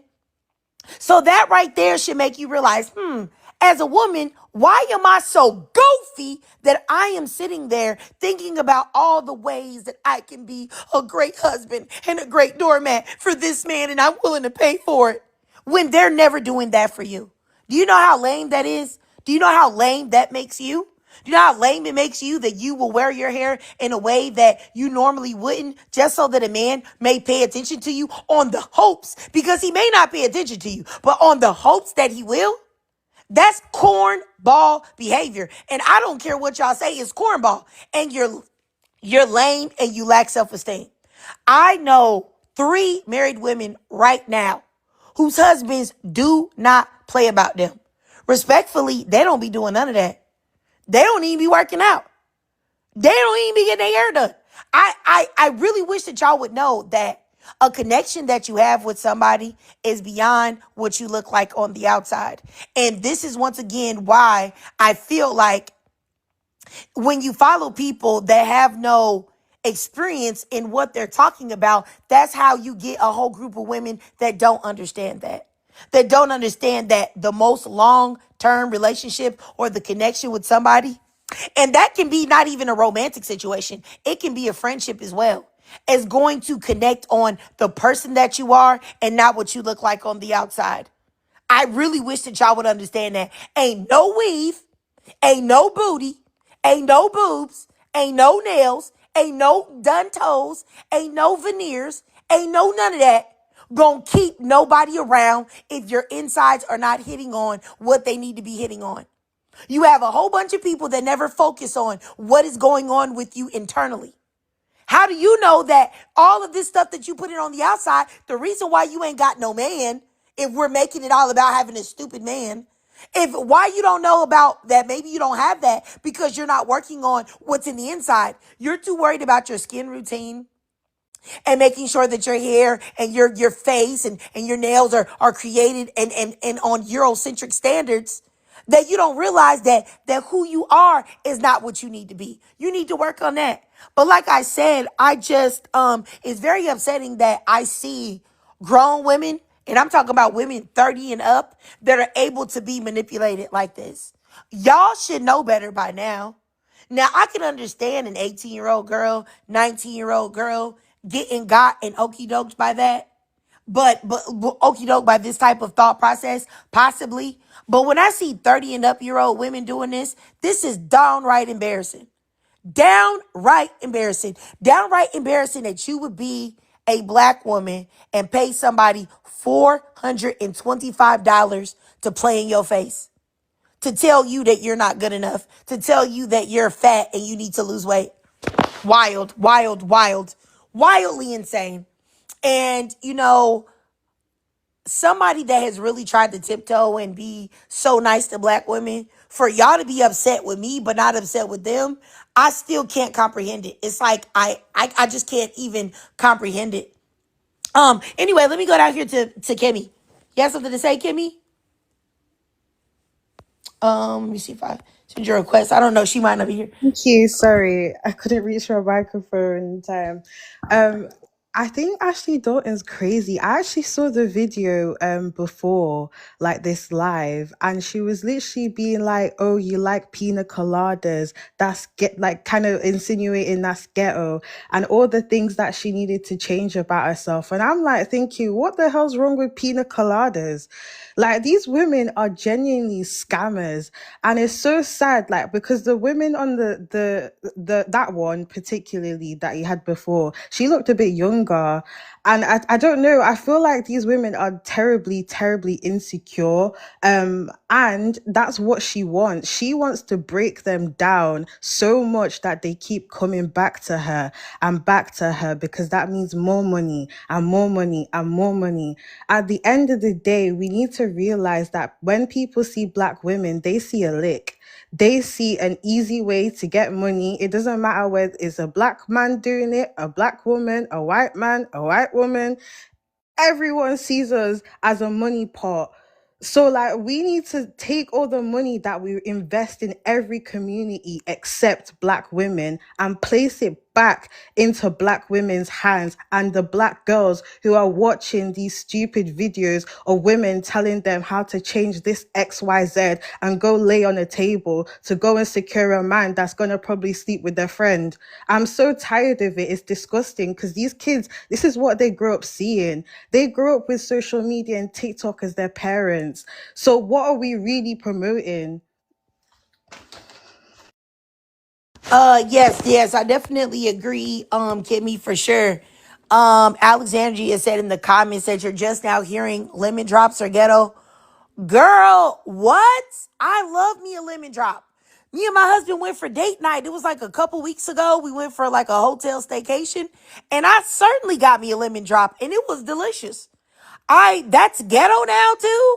That's crazy. That's ridiculous. That's exactly that's what I'm talking about, man. You see what I'm saying? It's not only is it massage noir, but it's also I think it's borderline coonish, if you ask me. Like like looking at things from like a white tea perspective and putting a like if white tea people wouldn't like it, then it's not classy. When the majority of them, how in the world are you going to tell me a group of people that don't believe in washing their legs in the shower are classier than me? When, like, what? Like, that's another of the delusional. Like, that's another part of delusion that I'm talking about. Trigger, Hey, you can don't I even wash your interject? chicken. You don't even wash your chicken. You gonna tell me what's ghetto and what's not ghetto, and you don't wash your chicken? Ain't nothing more ghetto than not washing your meat before you cook it. But anyway, go ahead, Super Villain. Girl, because you already know how I feel. First of all, I just, and it's always come back. Well, I just, and it's always come back to me the white tea proximity of it all. I will never understand the obsession, because this is why I say a lot of because this is why I say a lot of y'all treasure stuff that is white tea proximity or exclusionary to Black people, and then when we go to things like the cookout and all the potato salad, well, that's because you stop inviting the people who makes good potato salad and inviting the people that put raisins in their potato salad. Like, I do not get the potato salad. Like, I do not get the white tea obsession. And for things being ghetto or not, it really is through the white tea glance, because I'm gonna tell you something. I've done a lot of fine dining and I do not like white tea people. I'm gonna tell you something. I've done a lot of fine dining and I do not like white tea people food. I don't like their portion size. I don't like their flavoring. Give me a good Caribbean, African spot anywhere, which, by the way, these can be classy spots. It's just a matter of putting a tablecloth, you know what I mean, a cotton tablecloth on the table versus being served in plastic or styrofoam utensils. Like, stop making black things that people do ghetto. I can understand embarrassing behavior, but a lot of the times the only difference between one thing and another is presentation. That's literally what it is. But because black people enjoy it, it's an issue. I love me a black. You know what? And if I gotta take the ghetto label, I'm gonna take that. I love me a good cookout. I love me a good black gathering. Every time I see a group of black women, I know it's gonna be a good time. So if I gotta take the ghetto label for that, I'll take it. But a lot of y'all will say, y'all don't like this, y'all don't like that. And then when you want to have a good time, and again, all the raisins are in the potato salad, y'all complaining. I don't get it. I definitely agree. I'm gonna tell you right now. I love some good soul food. I never in my life. A lot of the European dishes and a lot of the places where you can go and get their food. Yuck. No. I know my husband took me to this place, this like Italian place where like they bring you like different Italian dishes, and it's like almost like a buffet thing, except they bring it to you and you can have as much as you want. I mean, it is expensive, but you can yeah, my husband said don't do it. Look, I'm gonna tell y'all. He took me there, right? So it's got all these white people in there, these little bougie white people and stuff. And I didn't like none of the food. It was unseasoned, whack, unflavorful trash. They brought me some doggone, some type of soup with some tortellinis in it. Trash. Then they bought me some other type of like pastas that was watery with no seasoning in it. Trash. They bought me some doggone, some type of small little baby heirloom chicken things. Trash. They had different flavors on them. Trash. The only thing that was good in there was these doggone like drinks they had. Like they had like these little strawberry limeade things. And I'm like, this is exactly what I'm talking about. Y'all lying to me, telling me the Italians know how to do all of this stuff. Like the best lasagna I ever had was from black people. Like, you know what I'm saying? Not trying to be funny, respectfully. I don't understand the glorification of the things that they do when the majority of the time it's unseasoned and corny. You know? So anybody that's just telling you that, you know what I'm saying? I feel like is out of touch. But my husband in the comments going crazy because he liked that restaurant. Oh, y'all ignore my husband in the comments, y'all. He talking about, look, he here trying to, excuse me, sir. I have a degree in the culinary arts, sir. I graduated summa cum laude. You know that. All right. So don't play with me. Don't play with me, sir. All right. Anyway, oh my goodness. Y'all gotta block my husband in the chat. No, I'm just playing. Don't block. I'm just playing. But anyway, I definitely agree with what y'all saying. Kimmy, did you have something to say, sis? The lasagna's got me, you know.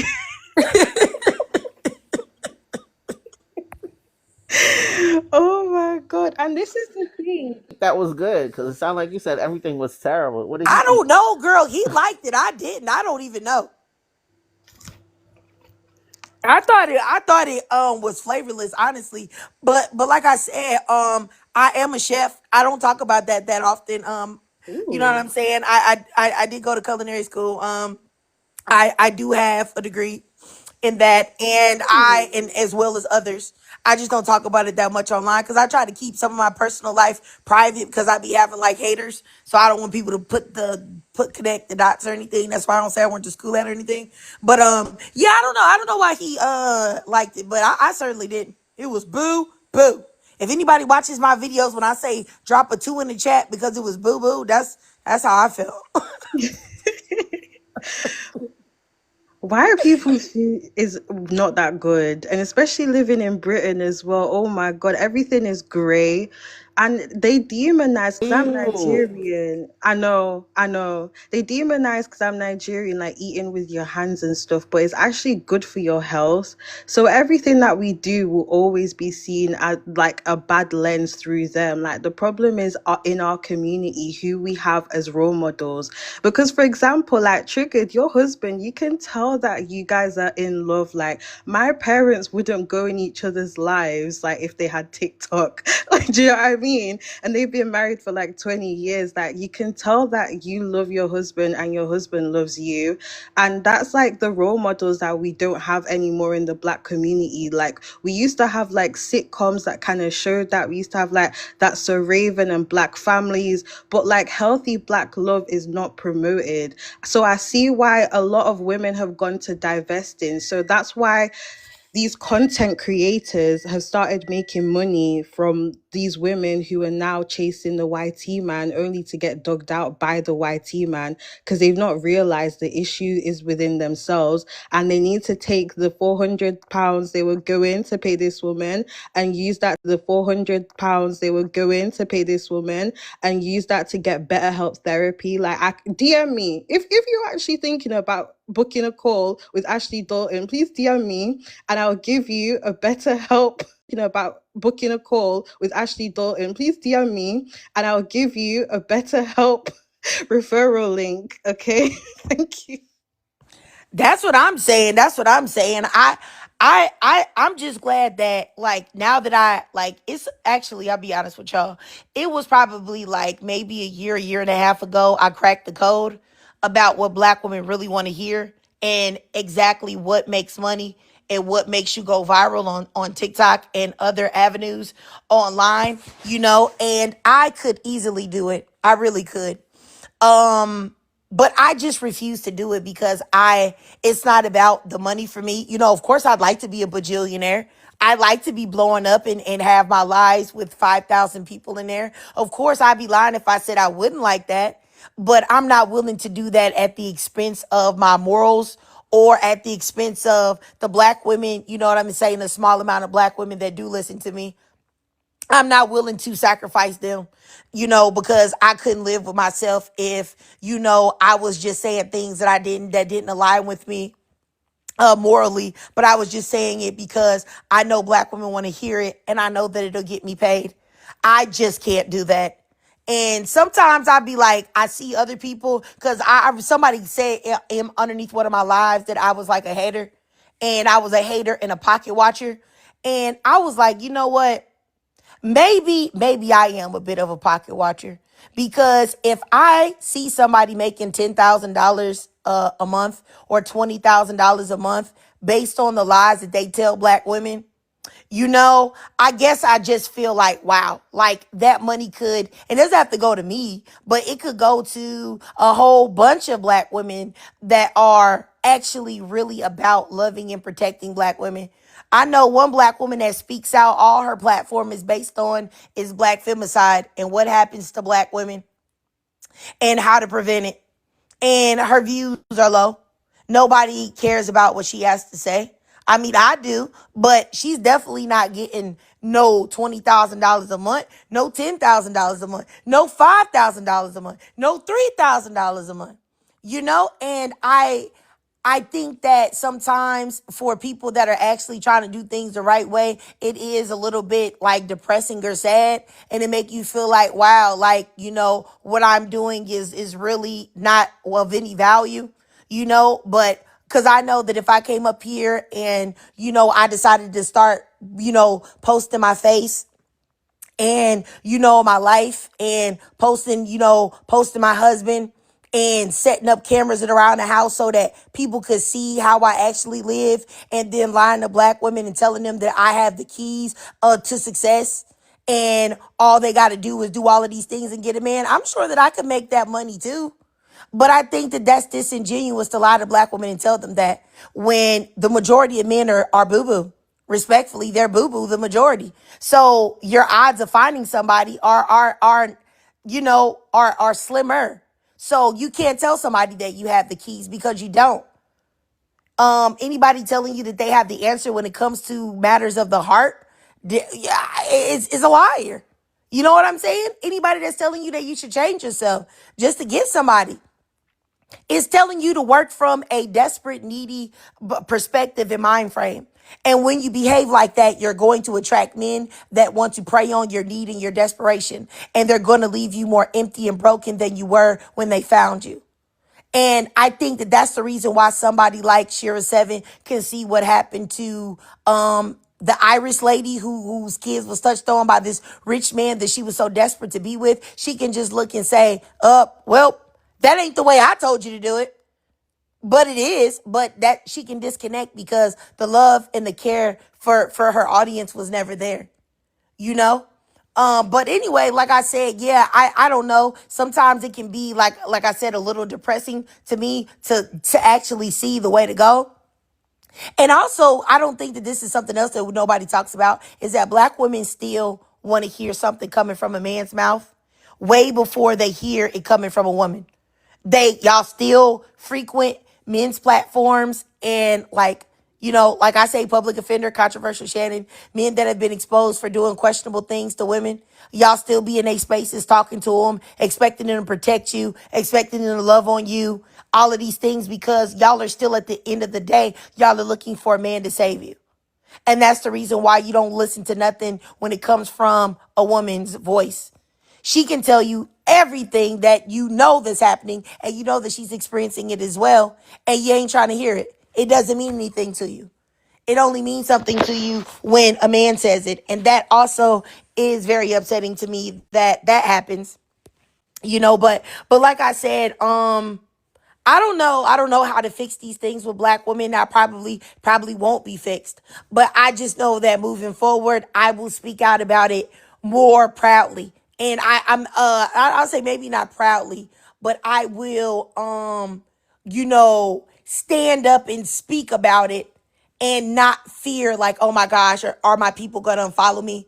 Are they going to not want to listen to me anymore? Because at this point, who cares? I mean, I respectfully. But anyway, let me go up here to Zora. You have something to say, Zora? And I think Kimmy dropped. Thanks so much for coming, Kimmy. Hey, Trigger. Hey. Hey, super villain. I see where you at with it. You said you don't GAF. And we will take you there, to be honest. As a collective, we will take you, me, us there. I had a question that's related to the prompt. Let me answer the question first. Let's talk Black Women's Delusion. No one's coming to save you. We can stop right there, to be honest. Right there. That's where a lot of, I think most of the issue is that there's a need that someone else needs to do it. The same way that BOK men want to export their labor around identity, so they default to YT supremacy.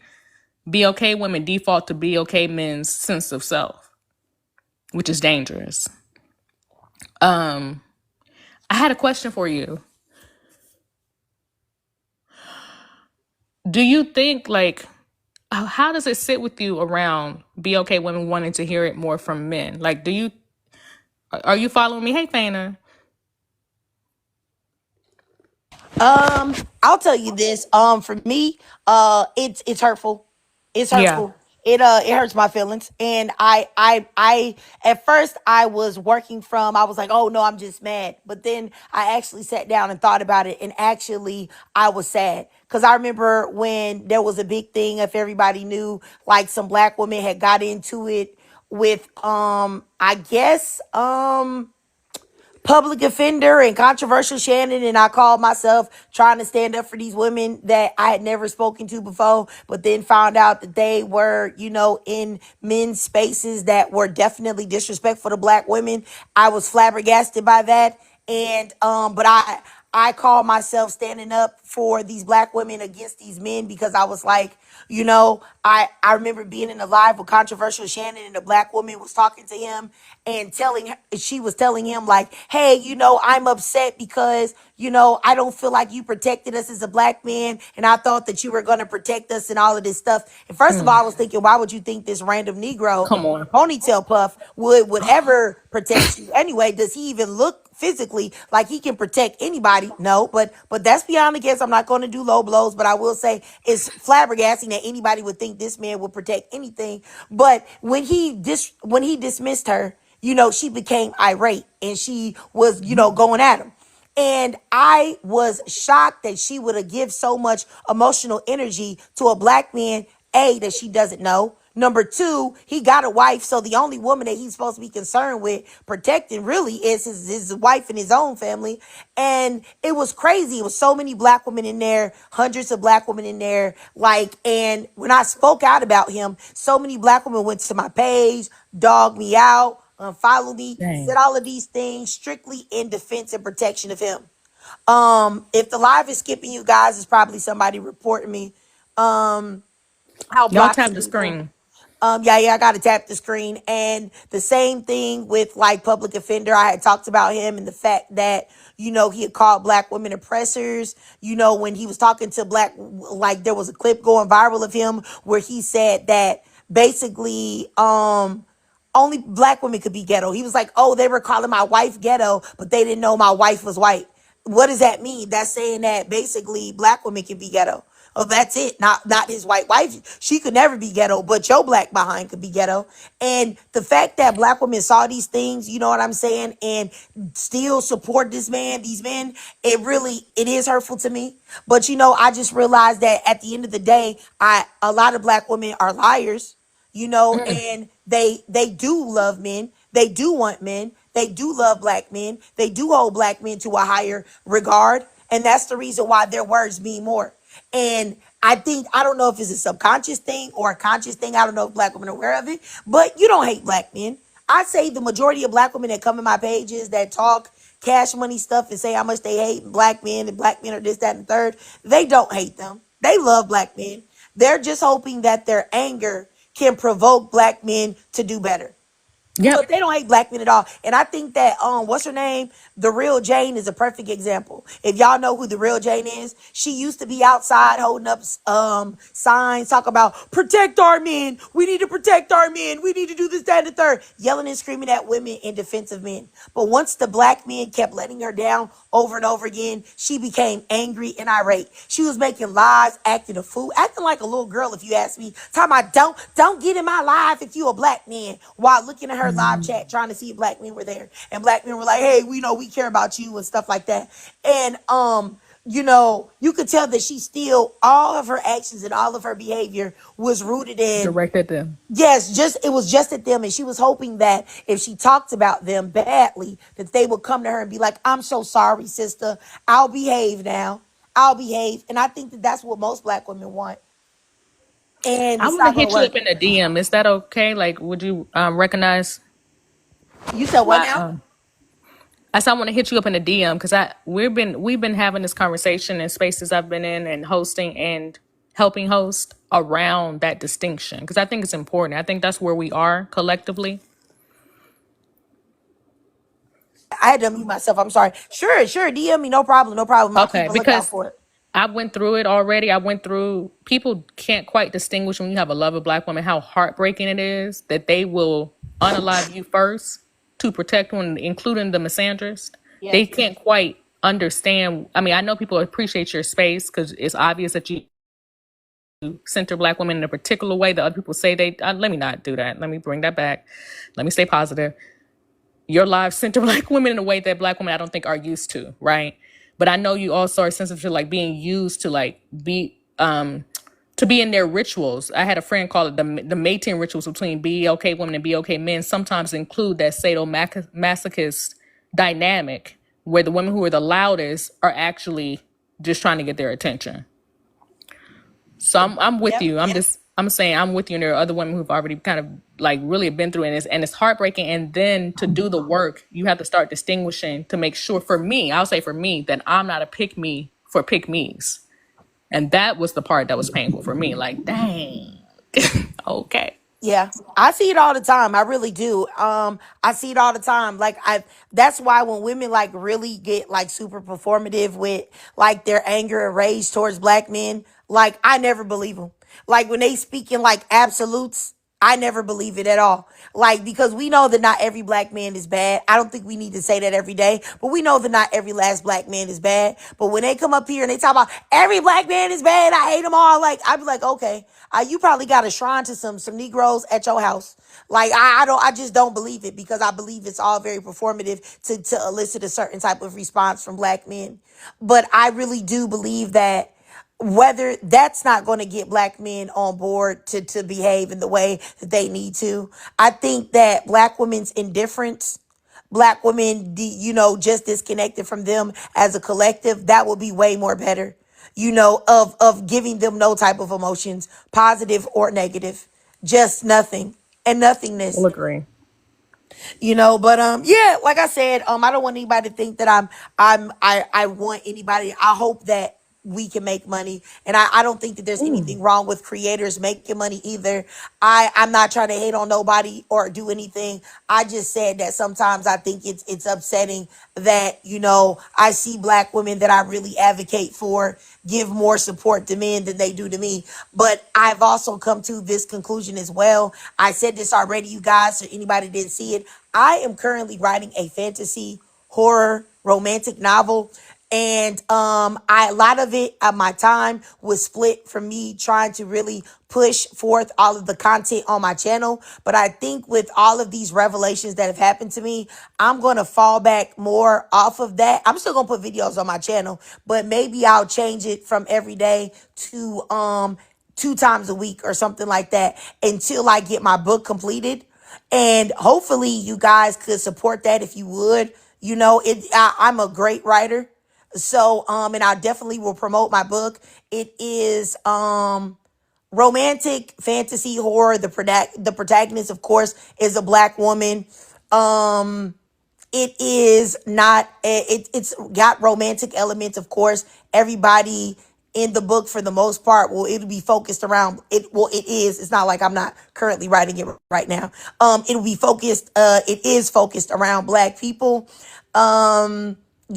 And I think that y'all will like it. If you like horror, if you like fantasy, if you like romance, if you also like characters that actually do things that you would do in your real life as opposed to stupid decisions. When you watching a movie or you reading a book and you're like, bro, I would never do that. That's just stupid. How could you do something so stupid? Nobody would do that. I said that when I wanted to write my book, that I wanted people to do real things that you could relate and say, yeah, I would have did that too. So that's what it is. So if y'all can just give me probably my goal is to have it completed by the end of October, and for purchase at that time. So for me to do that, I'm going to have to focus more on finishing it as opposed to doing lives every day, putting videos up every day. I have to focus more on that. And at this point, I probably might as well, because I don't think a lot of people are listening to what I'm saying anyway. So yeah. But let me go in anyway. So yeah. But let me go up here to Loving. Go ahead, Loving. Hey, Trey girl. Oh, Hey. look, congratulations. Look, I'm excited about your book coming out. So definitely, I would love to support you once you promote it and get it out there for us to buy. But I was going to address when you were talking about why the black women seem so committed to black men, even when they get up here and talk about how much they despise them. I despise them greatly, and it's definitely not performative. My husband is black, but he's a Haitian American, and also, I have a son, of course. But there is just, as a collective, with the majority, yeah, I find them very problematic. But one of the reasons why I think the women are so committed to them and they will protect them before they protect you is because I think it's because they birthed them and they raised them. And a lot of times, even if black boys are raised in a two-parent home, it's still the mother doing all the parenting. I think black men abandon black women. I don't know what was happening before they got off the slave ship, but once they hit America, that was it. That was the end of it. I don't think they have ever lived up to the title of being a man since then. I really do. I really do. I wish more black women would opt out of getting into these relationships and things like that with black men if they are lacking in any type of way, because it can be very problematic. I feel like they should just, stick to living their life. God has made a beautiful, beautiful place for everyone to be able to live and just be at peace. And that's what I think they should do. And usually when you get into conversations with the men on these other panels and you're talking about, what should happen, the first thing they want to say is, oh, well, what about extinction? I think they should be extinct. They literally are the bottom of society. And it's not only is it embarrassing, but it's what destroys the women. It's why so many women have trauma. Black women have literally one predator, and it's black men. And they prey on them from before birth. And so I just don't see how they are any benefit. I really do wish women would completely just disassociate themselves with them and, live their lives for themselves. And, when you're done here on earth, then you're done. But you would not have connected with these people. So, yeah, that's my little 2 cents. As far as the prompt goes, where you say you don't need someone to tell you how to dress or how to behave, you don't. What's for you is for you. It is. You can do anything you want to do. All you have to do is do it. Genuine help doesn't come in the form of critiquing you. It really doesn't, especially not when it's coming from a man. That's nothing more than control. Black women have got to stop being mad at people that want them to live in reality. That's true too. That's true. And this is why men take advantage of you. Yes, a lot of the black women that get taken advantage of, I don't have any sympathy for them, because just as black men has failed us, there is half of the black women fail us every day. And, so with everything they do, there's just this subgroup or subculture of black women that I wish other black women could disassociate themselves from. Somehow we could, literally be identified as being different from them upon sight, because they are deplorable, just like the men are. Okay, all right. I appreciate you, loving. Don Thomas in the comments says you certainly don't deserve any good black men. Don Thomas, how would you know? I know you're not a good black man, but you're probably looking for a good black man, because that's like certainly a not a heterosexual statement. So if you want the good black men, go ahead. But I'm going to go ahead and block you so you can go ahead and find that, okay? And it's always you weirdos with like scriptures in your bios that are the most rude and disrespectful. Do better. Okay, let me go up here to Riri. Go ahead, Riri. If you're there, sis, let me send you a request to turn your mic on. You there, Riri? I wonder if Riri might have requested by mistake. You there, Riri? Okay, I think Riri might have requested by mistake, so we'll drop Riri. All right, let's go over here to Lala Magic. You there? What's up? You sent me an invite. I'm just focused up in the comments. Yeah, I sent you a invite because I didn't understand what you were saying. I think it might have been broken up by other comments. Yeah, probably so. I was just talking stuff. We just came to No, yell at Zora. She said she protection. was He said sleepy. that's not protection. I Oh think that no, was the I piece. think That was the piece. one would Ella. say that's protecting. If you have to protect me by virtue of knowing me or being related to me, that's not protection. That's territorial. That's all. Protection doesn't. You don't limit protection to somebody because you have to know them. That's not protection. That's just, again, what's that word? That is territorial. That's it. Okay. I got you, Lala. I understand what you're saying now. Yeah, I mean, I definitely agree with you. I think I think it goes under the same umbrella when you have black men that say, you can't protect what you can't correct. Like, what? Are you dumb? Like, so, because I won't let you tell me what to do. If you see somebody busting me in the head and you can stop me from getting my head bust, you wouldn't step in because I wouldn't let you tell me what to do. Otherwise, that's lunacy. That's not protection. That's Yeah. just simple analytic. You're just guarding, safeguarding something that you feel belongs to you, right? When you protect people, you don't have to say, "Oh, do I know you? You know my mama." You know, that's not protection. You're limiting it. That's one of the yellow Zora, though. I can drop me down. Okay, no Proceed, problem. No Zora. problem, Lala. I appreciate you. And I definitely agree. Yeah, I think that that's also delusional behavior that men say. But I mean I think that a lot of those are dog whistles anyway. I think if you ever hear a man say that he won't protect what he can correct, I won't protect what I can't correct, you already know that he trash. He listen to Red Pill, he's a dusty, he's a bandit, he's whatever you think badly about black men, he's definitely one of those. For sure. But let me go up here Exactly. to oh yeah. Let me go up here to Kima. You there, Kima? Let me send your request to turn your mic on just in case you can't. Or did you come up here? Yeah, go ahead, Kima. Yes, I can hear. Can you hear me okay? Yes, ma'am. Yes, ma'am. Okay. Um, I just stepped in and I was on the conversation about black men. And I just wanted to understand about black men.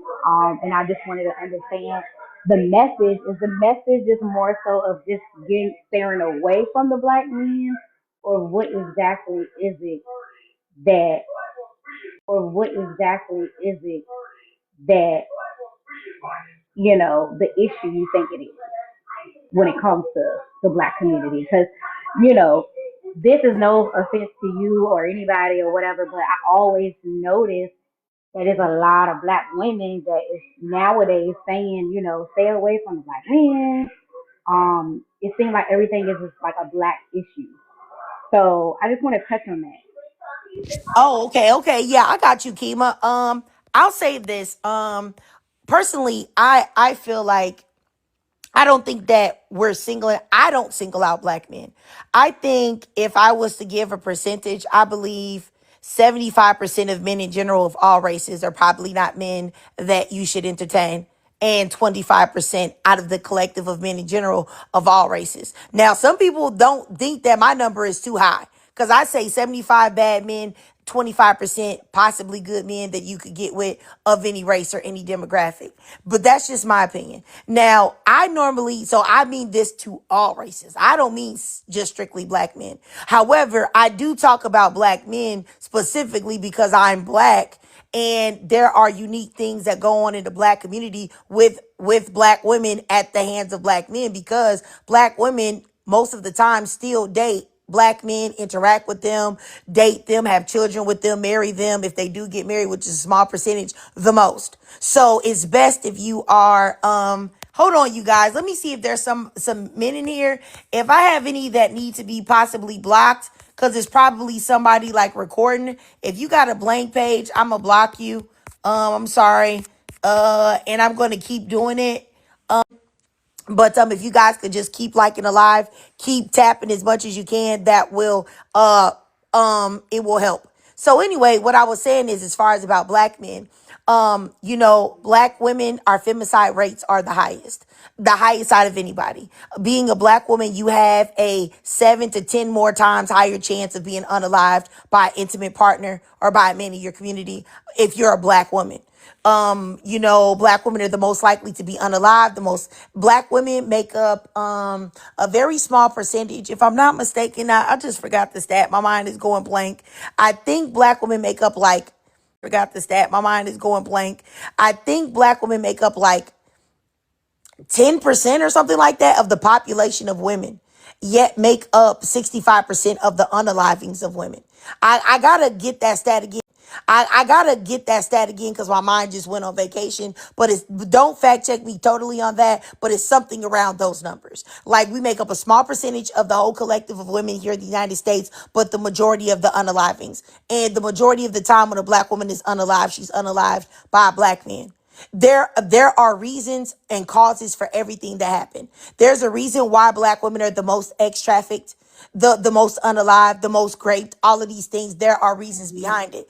And until you unpack the reasons why, which is rooted in black men's disdain and devaluation of the black woman, you won't get anywhere. And this isn't to say that every single solitary black man is bogus. I'm married to a black man. You know, his mother is black American, his father is Nigerian.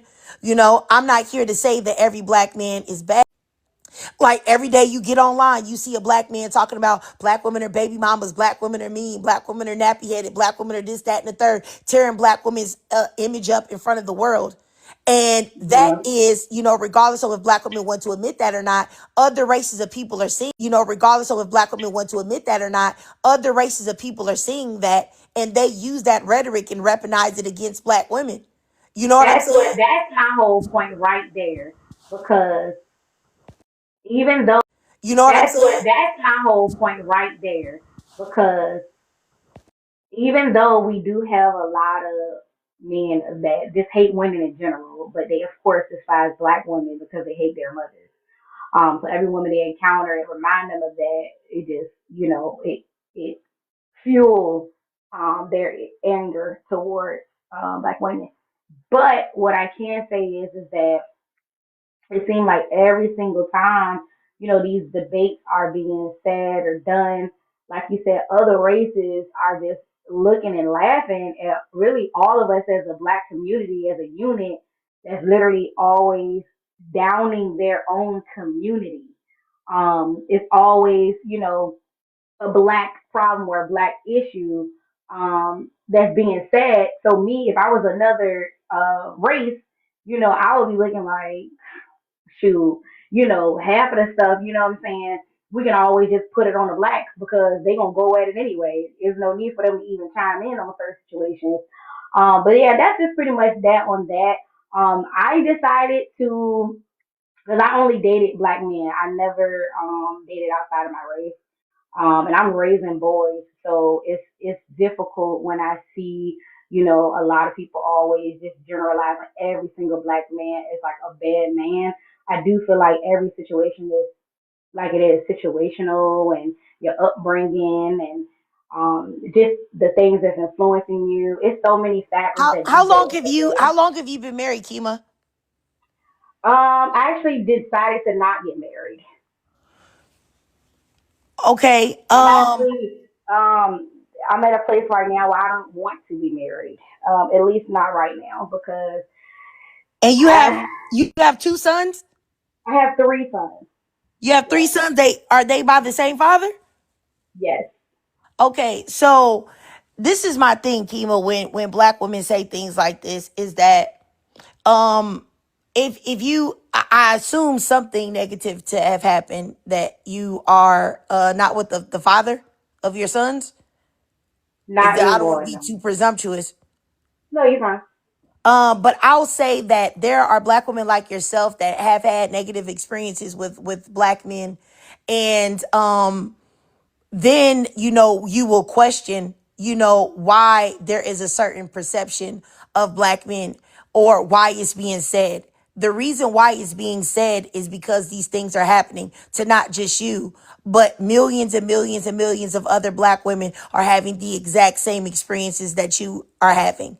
They are being impregnated, and Wait. Can I say they're something? yeah. I don't mean to cut you off. I just want to say something in the comments. I came in here like y'all trying to attack me or I'm y'all not trying trying to to attack judge you. me. Not you. I'm talking about Oh, your people that's in the comments. So let me okay. Don't address this attack real quick. Kima, y'all. No, no, no. Don't I'm attack 32 Kima. years old. No, wait. Let me just say this. I'm 32 years old, and yes, I am a single mother, and yes, I decided to walk away from engagement in a relationship that was very toxic for over 10 years.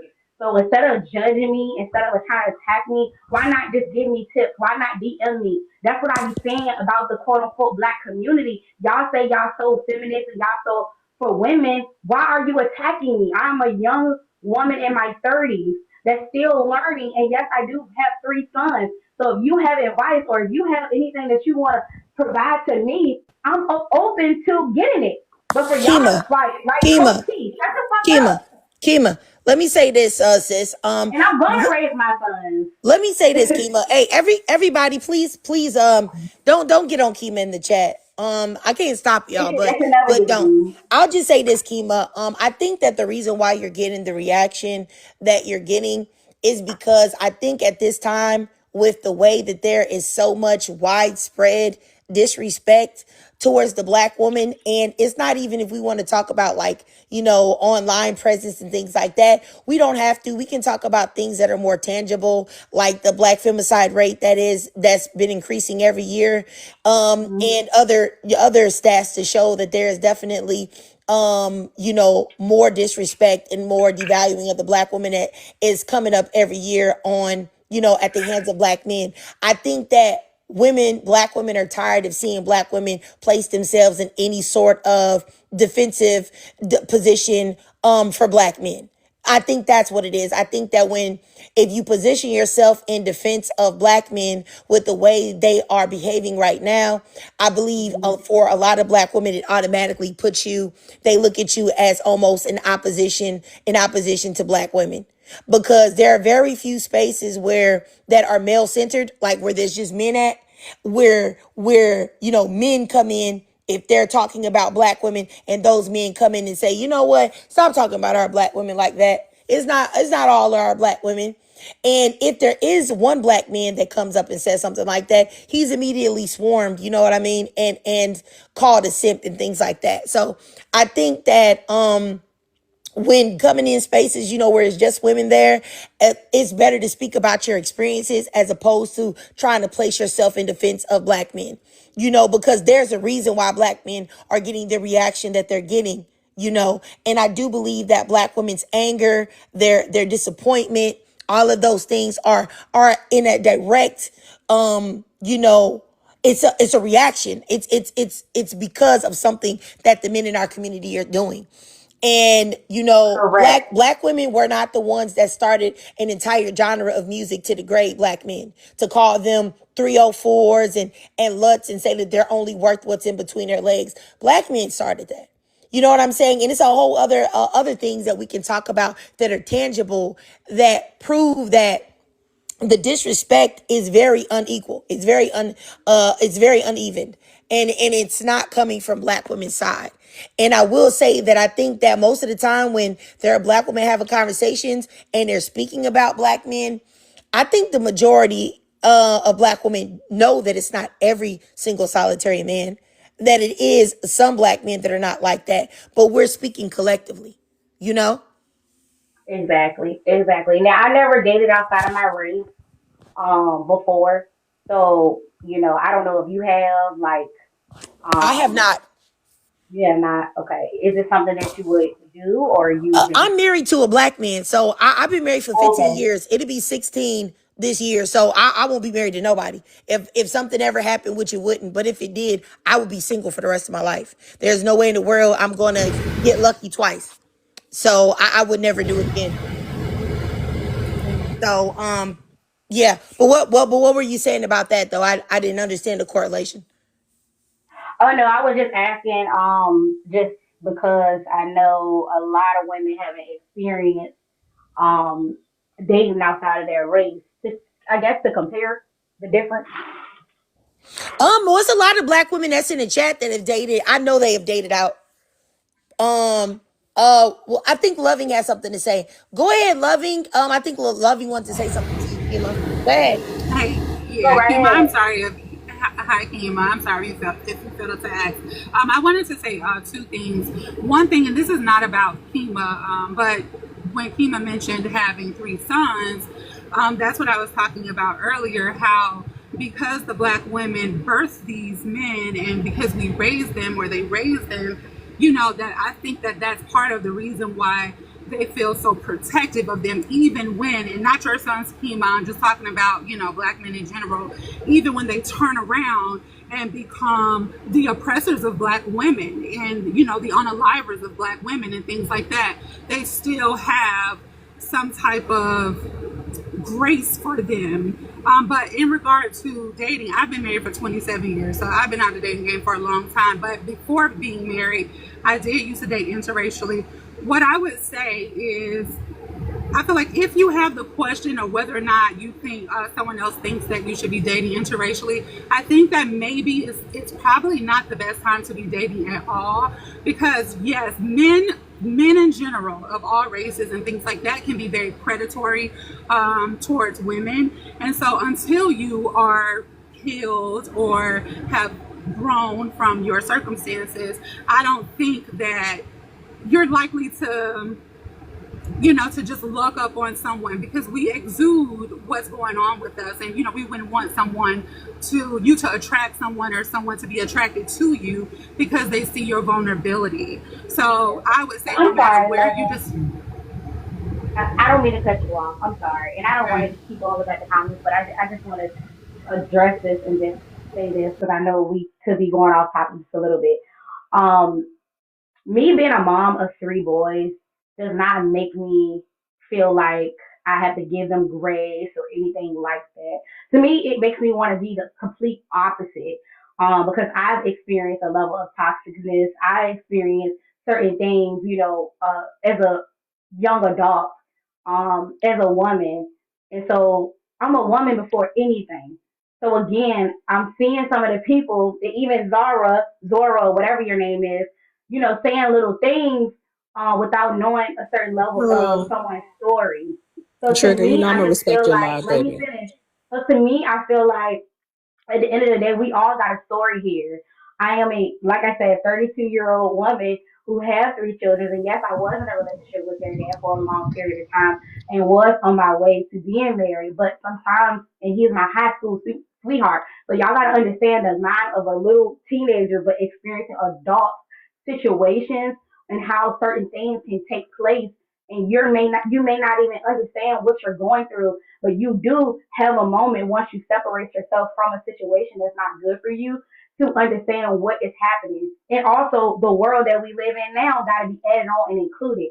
I am not an enabler to my sons. When my sons get to a point where they actually date and they actually into women or whatever it is, I do not agree with no man, no teenage boy, no young man, none of that disrespecting a female period or disrespecting period in general. That's not how I was raised. I don't know why I accepted it at the time that I accepted it. But again, if you don't know people's stories, you should just give them the advice that you claim you know, like Coach T, you're a coach. What are you coaching on? Okay, Kima, I'll just say that I think it's a little strange, like you came, and I respect your perspective and how you have a right to feel how you want to feel, but I do think it's strange that you came here and placed yourself in like I said, a protective position for black men. If it's because you have sons, you have sons. You don't have grown That's men that's yet. not why I came in about protecting the man. I was trying to understand in the live was this because I heard stop dating all black men. So that was my whole thing. Like I was talking about the interracial or the black men. I was getting that whole point. And the reason why I brought my sons up and the reason why I brought up being a single mother is just that's my life, that's my story. I can't change it. It's here. Okay, I So got you. when y'all I try to got put you. this pick me, yeah, when you try to put this pick Okay, me hold or on, you guys. whatever energy, that's not what this is. So that's the problem that I realize about a lot of females nowadays, Okay, especially black ones. Why Kima, are you Kima, Kima. attacking me versus is giving Okay. advice? All It's right. weird. I think you should probably try not to, address women as females. But I'll just say that, maybe you're not aware of the way it came across, but it definitely came across that way. If you saw one comment, whoever commented that's their perspective in one comment. I've already told you that I don't believe in that. I don't think that all of any race of men is good. So I believe that if black women want to try to find someone, if that's what they're looking for, if they decide they want to take the chance on pursuing men or dating men or whatever, they should open their options up to whatever race of man, because you have a higher chance or probability of finding somebody okay if you open your eyes outside of the black community. Not saying you can't include black men in there, but you also have to include other people. So I don't know about everything else, but like I said, when you were saying about how other races of people look at us, and how like they'll just say after what they see, like we'll just let black people like they'll do it to themselves. Like, I feel like all of those viewpoints just don't make any sense because other races of people are not perfect. They have all of the same things going on in their communities that black people have. It's just not put on its front street as much, or maybe you're not, aware of it because you're not that race, so you don't keep up with it. But there are white women on this app every day hooting and hollering about white men, and how they've ruined the world and how they're the worst of the worst and they don't want them and all of these type of things. A million different things that you can find. The same thing with Asian women. There's whole movements over there in Asia where women say, hey, you know what? We don't want to do anything with men. We don't want to get married. We don't want to have children. And their birth rates are in the crapper because the women just don't want anything to do with the men. So this isn't something that is just a black people thing, but I do speak about it from a black people lens because, hey, we're all black people here. But like I said, I just think it's weird to come and act like, and I think that's what the other women were saying, is weird to act like you don't understand where black women have these perspectives about black men about as you're a single mother, you know what I'm saying, that spent 10 years with someone over a decade that did not result in marriage or anything else, that you just wasted that time.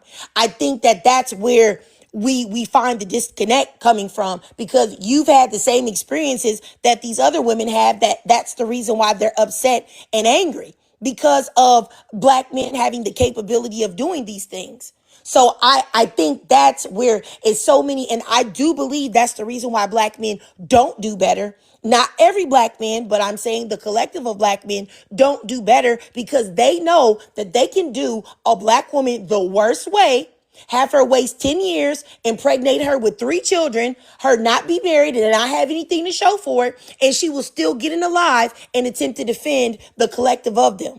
Until So I black just women want to stop doing understand what things is it like that I that, just said a that second, made please. you Just a okay? second, please. Until Okay. black women stop doing things like that, then there will be no improvement. So if your hope is that black women and black men will come together, or that there will be black women for your sons to choose from when they become adults, that type of behavior has got to stop, because black men do not afford us that same thing. They don't give it to us collectively. They don't reciprocate that behavior. They don't place themselves in defense of us. They don't do it. So until we stop doing it, why would they stop taking us for granted? Why would they stop mistreating us? Why would they stop doing any of these things? They wouldn't, because there would be absolutely no motivation for them to do so. But I'm going to go here to Zora and let her talk because she wanted to respond to something. Go ahead, Zora. Thank you. I want to respond to prompt number 4 because I didn't read them all down. I think I stopped at number 1 trigger. So number 4, black women have got to stop being mad at people that want them to live in reality. And here we have an example. I won't say who. You know what? I'm about to be messy, but I'm not. I'm trying to respect your life, trigger. I'm trying to. You got more patience than I do. So I'm gonna say that when black women are abused, let's say for 10 years, by a BOK man, what often happens when they go to that place where they want to talk to black women about protecting BOK men, they want to abuse BOK women the way that BOK men abuse them. When they have sons, statistically speaking, we know that they center their worldview on what they think would be best for them sons. So they will come to, in this case, BOK women's lives where BOK women are centered and say, not too much, because I need the PR campaign for my sons not to be running through BOK women who, like me, have been abused by the collective of BOK men. So yes, all men, but in particular, BOK women are abused at a higher rate than all groups of women put together, period. So that delusion, it's almost like you summoned them, to be honest, Trigger. Like you got the prompt, and here we go with this bitter conversation. Like it might as well be abandoned, to be honest. Why not? Got all your talking points from that. And in no way is that a healthy way to have these things that are going to be shaped by that collective to go out into the world, to not be able to check the collective. Then to be, I'm going to leave it there. Because, I'm gonna leave it there. Keep it cute. I know you like to keep it cute, Trigger, so I'm gonna keep it right there. All right. I appreciate you, Zora. Let me see here. Yeah, I mean, I agree with you, Zora. I'm gonna go up here to Mrs. Mack. and then I'll allow Kima to respond. Go ahead, Mrs. Mack. Hey, Trigger. You know, I always love being here. Always. Keep doing your thing, girl. Let me go ahead and answer the prompt. This is the thing when it comes to when you start letting people dictate how you should look, you seek that validation. And I think that we as women need to stop doing that, because at the end of the day, when you stop looking a certain way, because the first thing men say is they're attracted to looks, right? If when those looks fade, then what? You know, when your weight change, when what? When your health changes, then what? We have to stop doing that. And I don't watch Ashley, but for her to be giving all this advice about what to look like, them wigs be tall as a motherfucker. You get what I'm saying? I'm just saying, for $400 some, she need to be doing something else. That's just not my cup of tea. And I agree with you, if you're gonna give somebody a critique, you don't need to tell them to put their body online, because if you already have a self-esteem problem or issue, you don't need nobody to tell you what you need to fix about yourself. She need to take that type of stuff offline, because what if somebody is really not saying triggered about that? You get what I'm saying? Not trying to use your name, Trigger, but what if somebody really hone it on that and really have an issue with that? I just think that's a problem. And I'm gonna say this, and I ain't gonna be messy. I try not to be messy on your platform, Trigger. I don't. Women are the most disrespected in the world. Black women, to be specific, right? Because that's my community, right? We protect everybody, from white tea to blacks to Asian to the alphabet community. We protect them. But at the end of the day, I just find it very weird and very strange when you mention the femicide rate. She never said anything. We are being unalive at an alarming rate, right? I'm like you. I've been married almost 14 years, right? And I don't know every man in the world. And we're talking about the collective. We're not talking about the individual, okay? We don't know every person in the world, but we do know stats, and we do know how men treat black women, period, point blank. And when it comes to certain things that happen, we have to come out the delusional world and stop trying to cape for them, and really just stand on business. Stop saying what they don't do. We know what they do, okay? That's what we do know.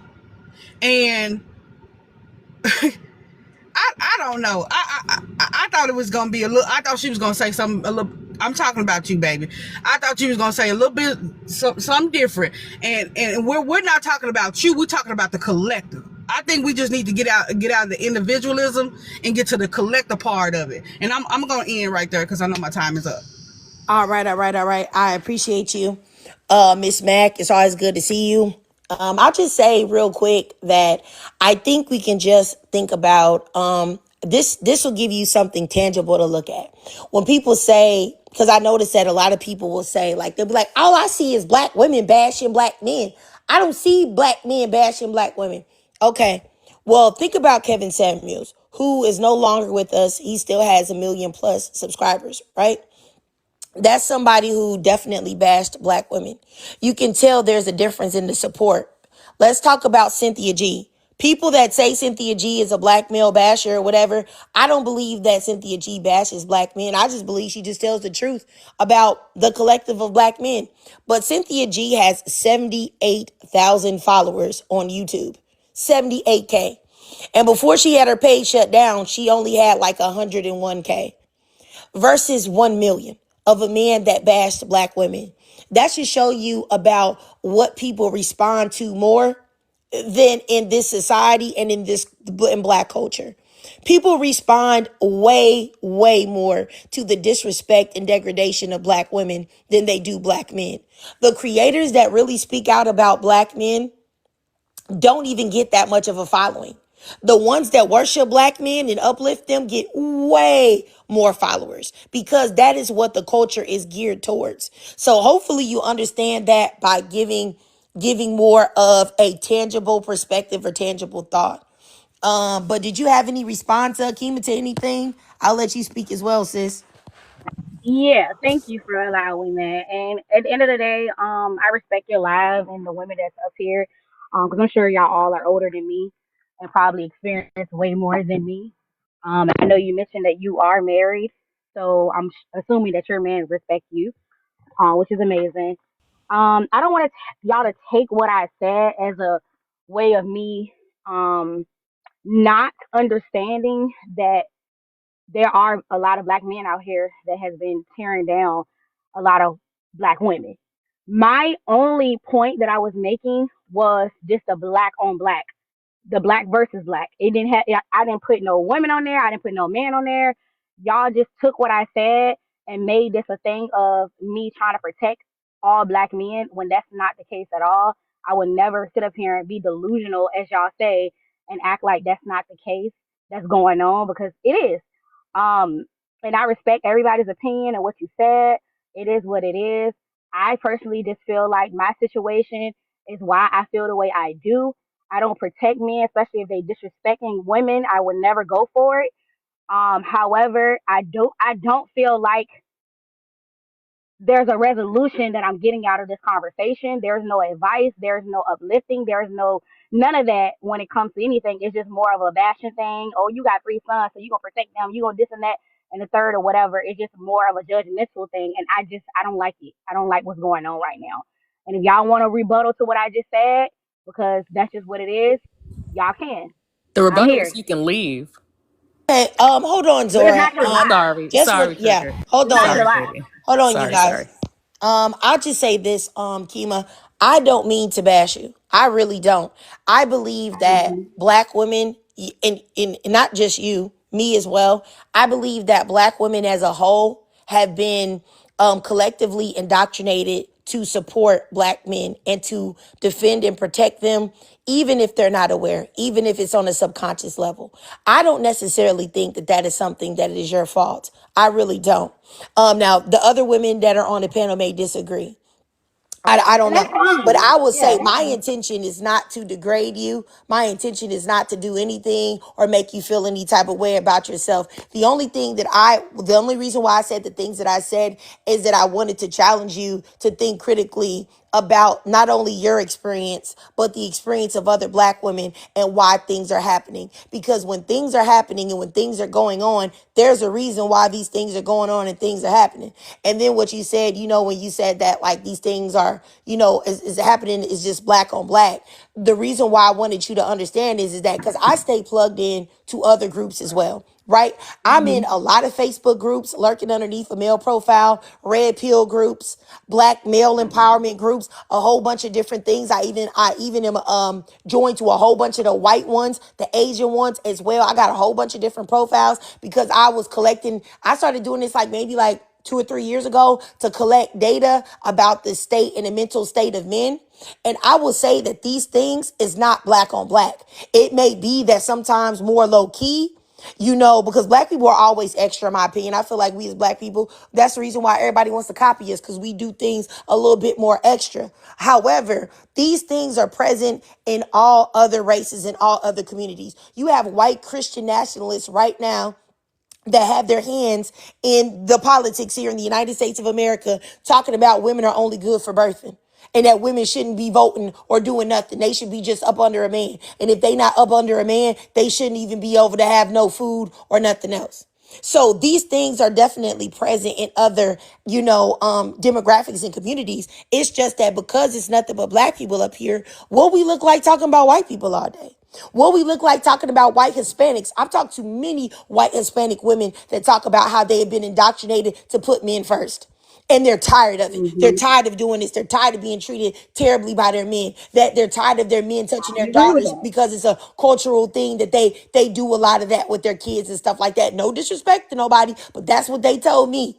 So it's like it's not just a black thing and it's not just a black man bashing. We're talking about black men because that's the community that we're in. But I wasn't trying to put you down. I can't speak for nobody else, but I wasn't trying to say that. I was just No, saying by it's the things it's that you were totally fine. saying, I just you know. came in, like I said, because I see Zoro. You got so much more you want to say to me, and the floor is open. But my thing is, when I came in, I didn't get to read everything that was on here, but I was just thinking that this was more of trying to understand the black men and what was going on in the black community, but also seeing, if other women was also dating outside of their community and how they felt about that. And then I also see that you also touched on women being male centered and things of that nature. And I have some female friends that I no longer am friends with because of that reason right there. Women. Um, yeah, women that, I feel like just constantly always just making their life about a man, and that's just not how I live my life.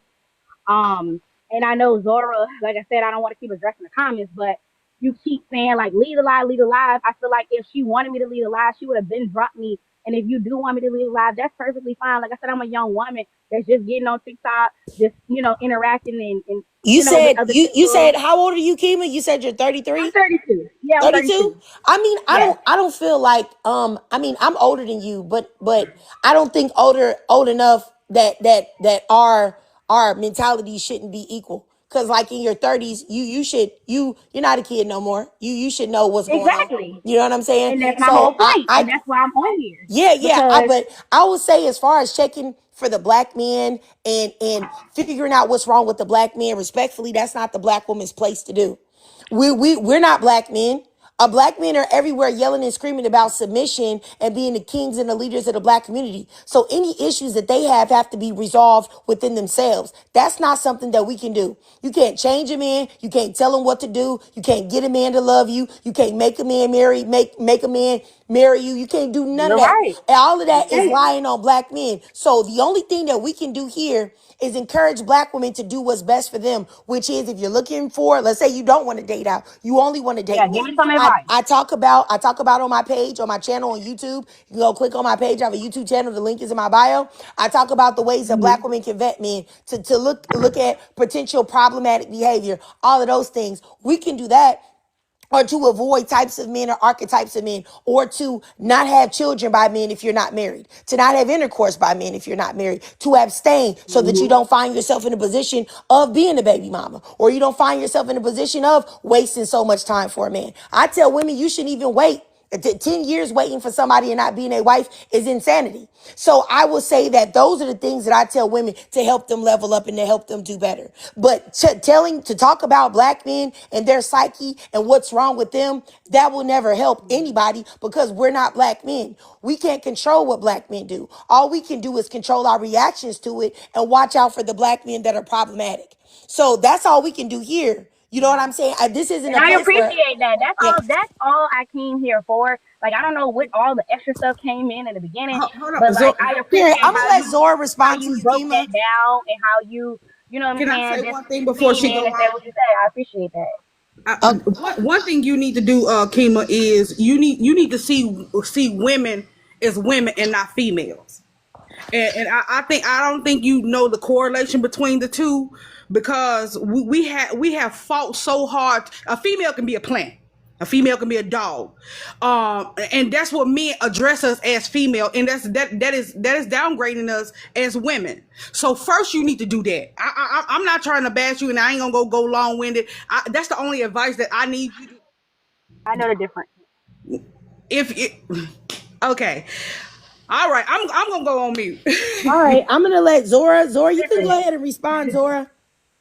You no, know, you know what? Remember, I said being a pick me. This is what I'm talking about. Like this is what I had to work through because it's the disrespect for me. The part that I responded to trigger because I'm speaking to you is that to come on someone's live where they're making space for you and tell them they're not making a safe space for you and they're not giving you advice and they need to who in the do you think you are? Go over there with the men. I don't like it because it's a siphoning of energy and it's an exchange that literally simulates being in a relationship. We don't owe you thing at all. Not thing, okay?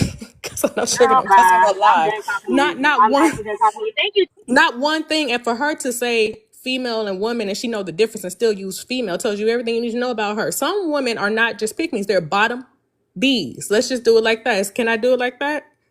No cussing, right? So you and those sons too, just like that. Clean cut.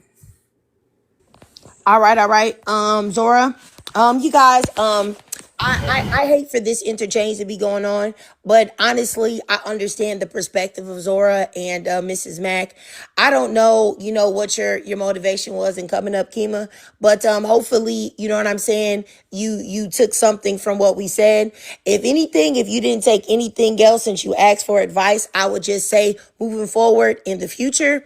If you want advice about black men and how to deal with them, I would abstain moving forward. I wouldn't have intercourse at all. If you feel the need, we're all sexual beings and we have desires, I would go to Amazon and get you a rose or something of that nature.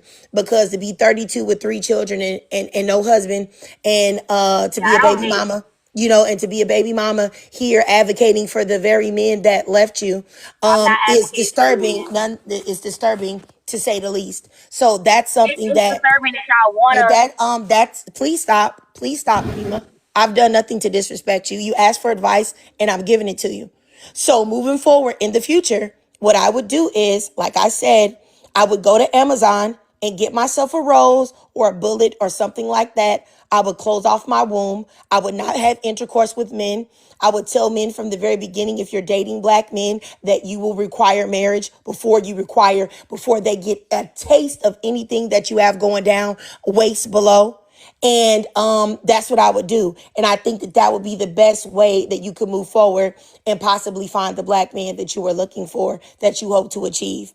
That way that you're not left as a baby mama moving forward.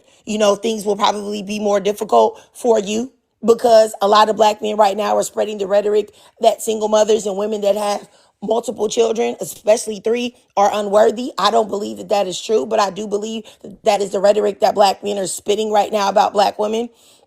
Which, once again, the fact that they do say these type of things is another reason why you shouldn't want to defend a group of men that don't even believe that you are worthy or desirable any longer because you have chosen to give birth to them.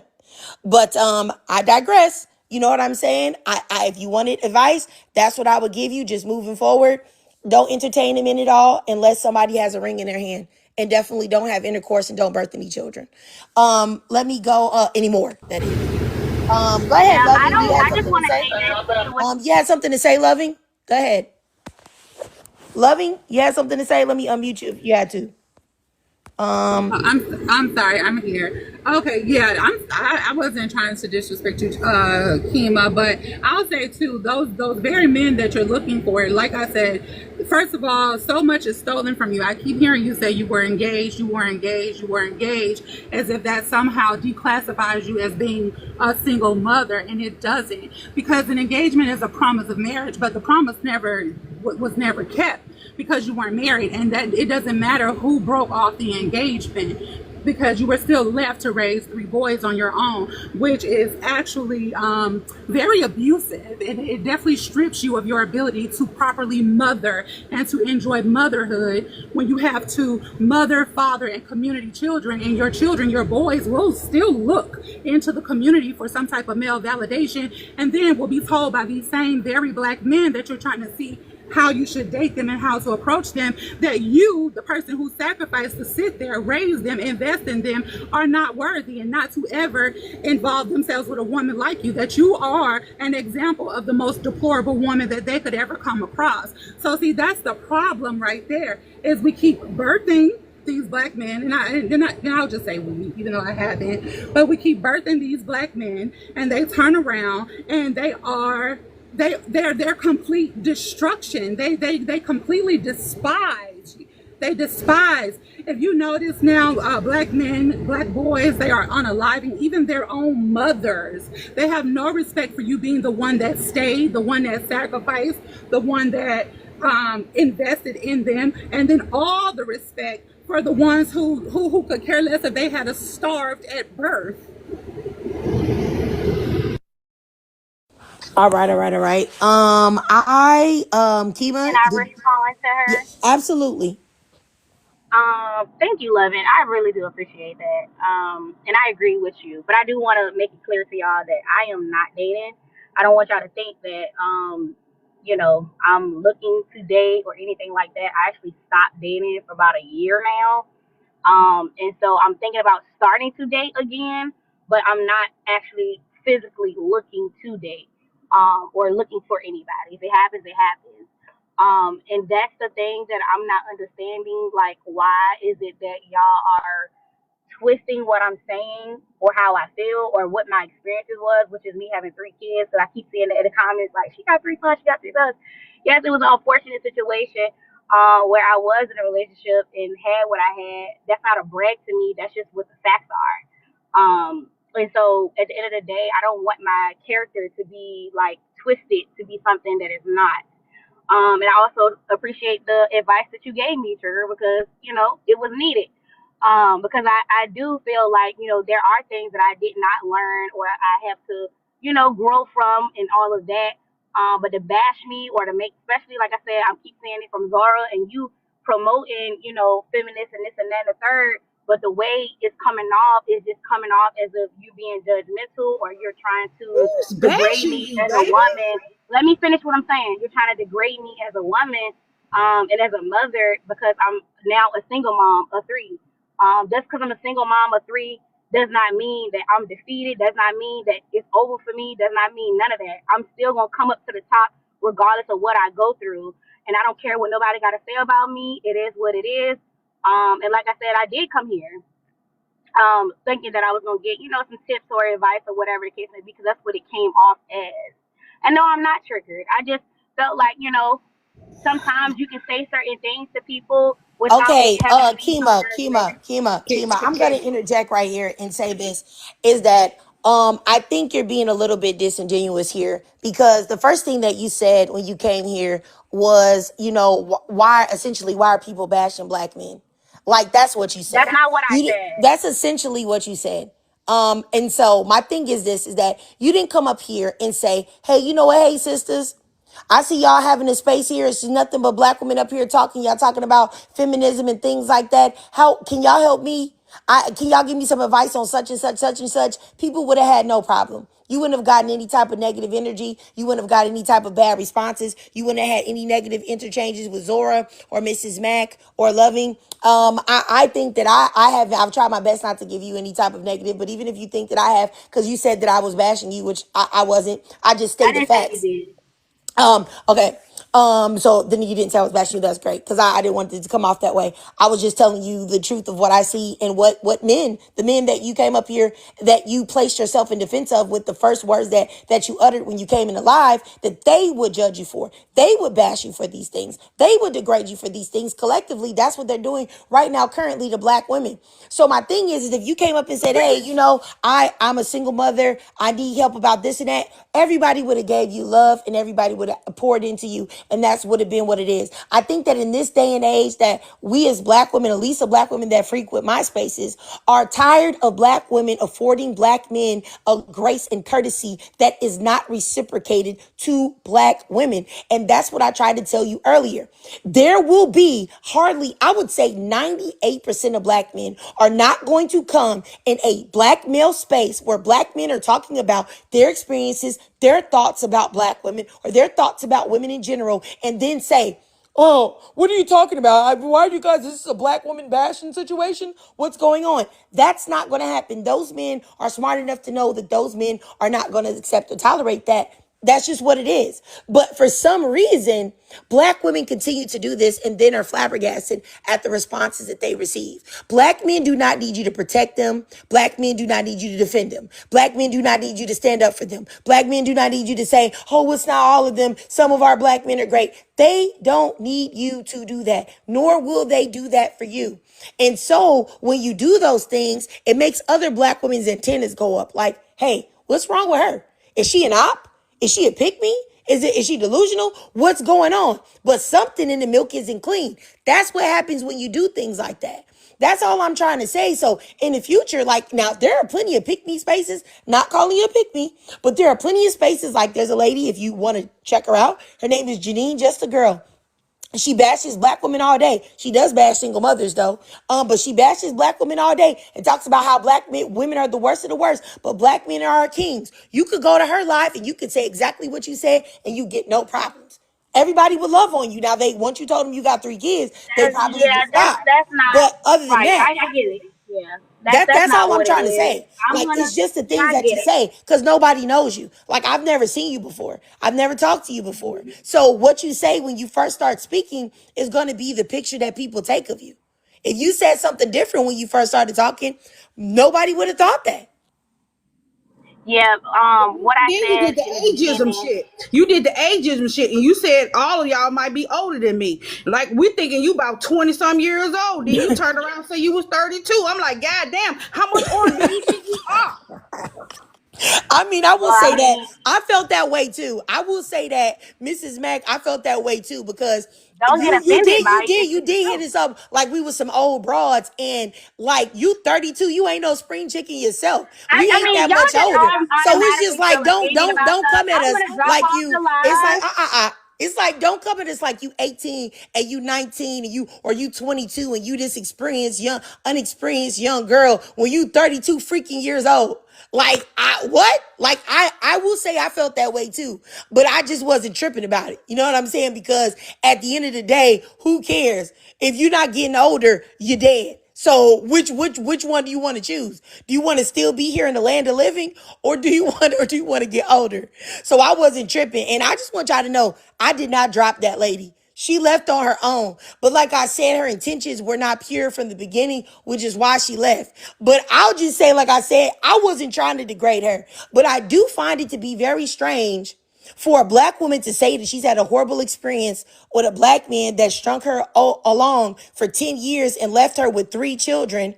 And now she's 32, unmarried with 3 children, hoping to date again in a climate of where black men say that a black woman that has children and was unmarried is actually unworthy of anything. Why would you ever come up to defend the same men that will look down on you and call you a baby mama? It doesn't make sense to me at all. Like, that's actually strange. Black women's extreme devotion to black men, when collectively, I'm not saying every black man, but collectively, they do not return that favor. That's weird. Weird behavior. It's almost gives me to the thing of like, y'all remember Django, right?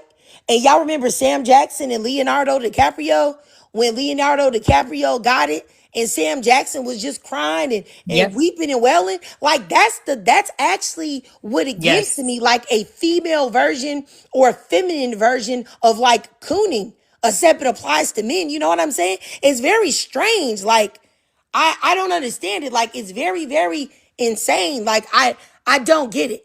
Like, I don't get it. And it's like, it's black women that have had nothing but bad experiences with black men, never had a good experience in their life.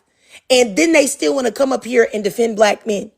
Black men don't even defend black women when they say that they have been overlooked by a black girl in high school. Next thing you know, they 50 years old talk about some, yeah, you know what, Keisha, when we was in ninth grade, she wasn't even checking for me. That's what I mean about those black women. They want the thugs. They want the bookies and the ray-rays. I'm like, you do know that she was a child just like you at the time. So what? So what? So it's just like, okay. But anyway, let me go over here to 215 Black.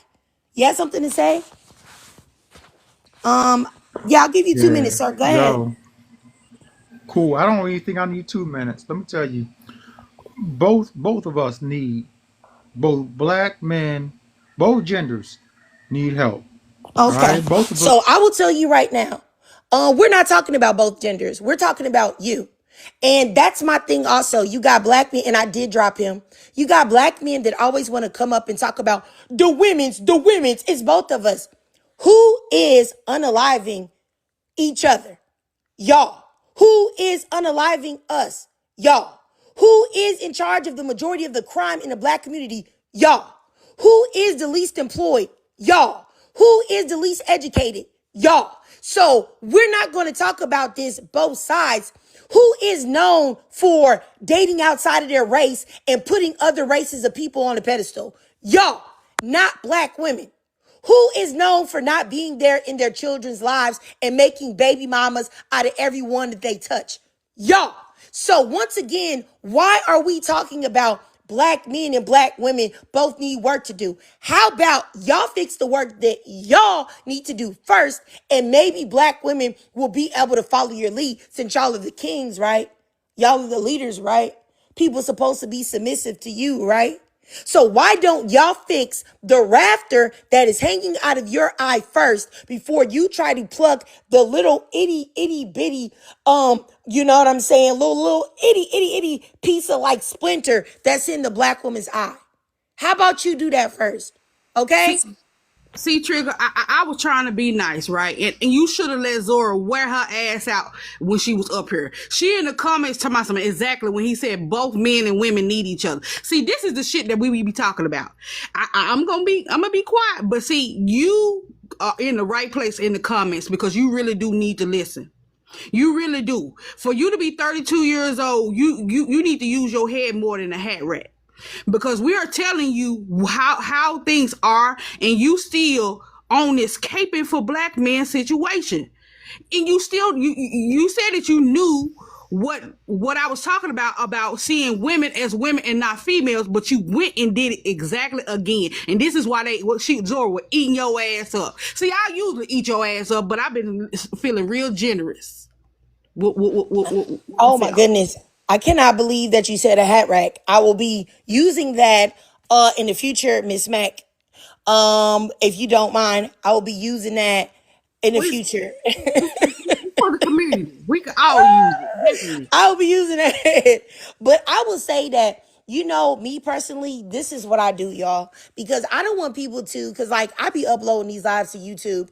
And sometimes my YouTube community, sometimes they'll be a little judgmental. Or it'll be people that just come in and don't follow me on YouTube.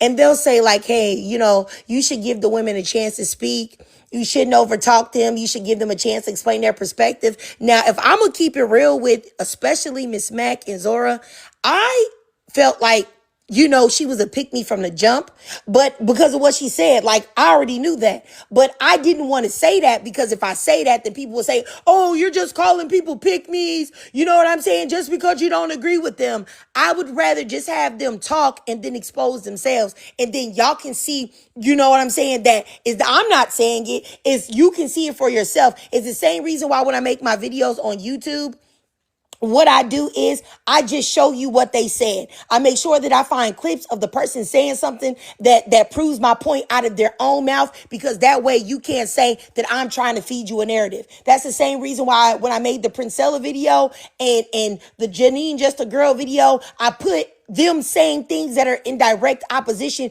to what they say in out their own mouth, or their lifestyle is different. Show you what it is, because I'd rather y'all make your own conclusion and your own thoughts and believe what I'm saying. But yeah, that lady, you know, that young, excuse me, maybe we should call her a young woman, since, you know, we're all old broads up here and she's a super tenderoni at the ripe old age of 32.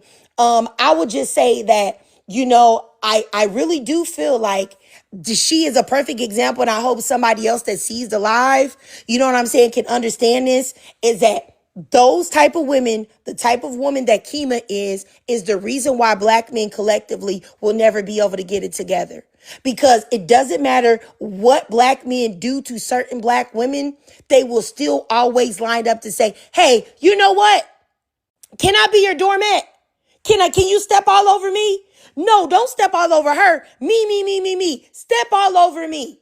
I will pay your bills. I will let you cheat on me. I will have 3 of your children and not be your wife and waste a decade of my life with you. Me. I love you, black men. Please see my worth and value when he never will. And those women like that are the reason why black men will never get it together, because they know for every so-called, because she called us feminist, for every so-called feminist black woman that there are 5 more pick-meshas that are willing to do anything and everything to get that man in their life. And I really would like one more thing I want to say, and I'll let everybody else speak. I want to say one more thing. Being a pick-me does not attract the men that you want. A man that is going to respect you and look at you like a human being and treat you with love and kindness and care and take care of you and let you rest in your femininity and all of these beautiful things, he is not going to be interested in a pick-me, because he is looking to pour into a woman, and a pick-me is looking to pour into. And when men are takers, that want to take, They are looking for a woman that is willing to be taken from. And the pick me has a big shining beacon right over her head saying, take from me, take from me, take from me. Which is why when you talk to pick me's, the majority of the time, they either don't have a man at all, or have been used and abused, or have a man that is absolutely worthless or disgusting or gross. I can tell you, Janine, just a girl who yells and screams about how much of a pick me she is. You see what her man look like. Her man looks like a horror story. He looks like he belongs in the inbred family on Wrong Turn. Like, this absolutely disgusting and dreadful. Like, that's the type of man you want these women to ascribe to getting? Or you have a woman like the real Jane, who would spend her time being a pick me, who has nothing. She has a child, no husband, out there begging for a man to give her a drop of attention. These are the type of things that happen to pick me's. You're not going to get the man of your dreams behaving that way. I want you to understand that whatever you think you're going to get, you're not going to get it. The men that actually respect women as human beings are attracted to women with their own minds and have some freaking self-esteem. But who am I? Just a woman that's in the position that you want to be in. Okay? And not trying to be funny, but that's what it is. But let me just go up here to Calandra, and then I'll go to Simply Carmel. Hey Trigger, how are you? I definitely agree with you on what you say. I keep telling y'all, pygmies never get a good girl. They never get a good man. My bad. They never end up with one. I definitely agree with you on the first one. You don't need someone to tell you how to dress. You gotta. No, I don't. I don't date. I don't date. I don't date. Oh, I think he talking to me, host, or you, Trigger? I think Mike Roberts was talking to me, but I like I said, the men, they always be weird because it's like, what's the question for? Because looking at this Negro picture, he ain't a good black man. So what you asking for? You looking for one? Go ahead, sis. What's for you is for you. I definitely agree with that. Genuine help doesn't come in the form of criticism. I definitely think a lot of these people with platforms criticize people to get a platform and not for the good of the community.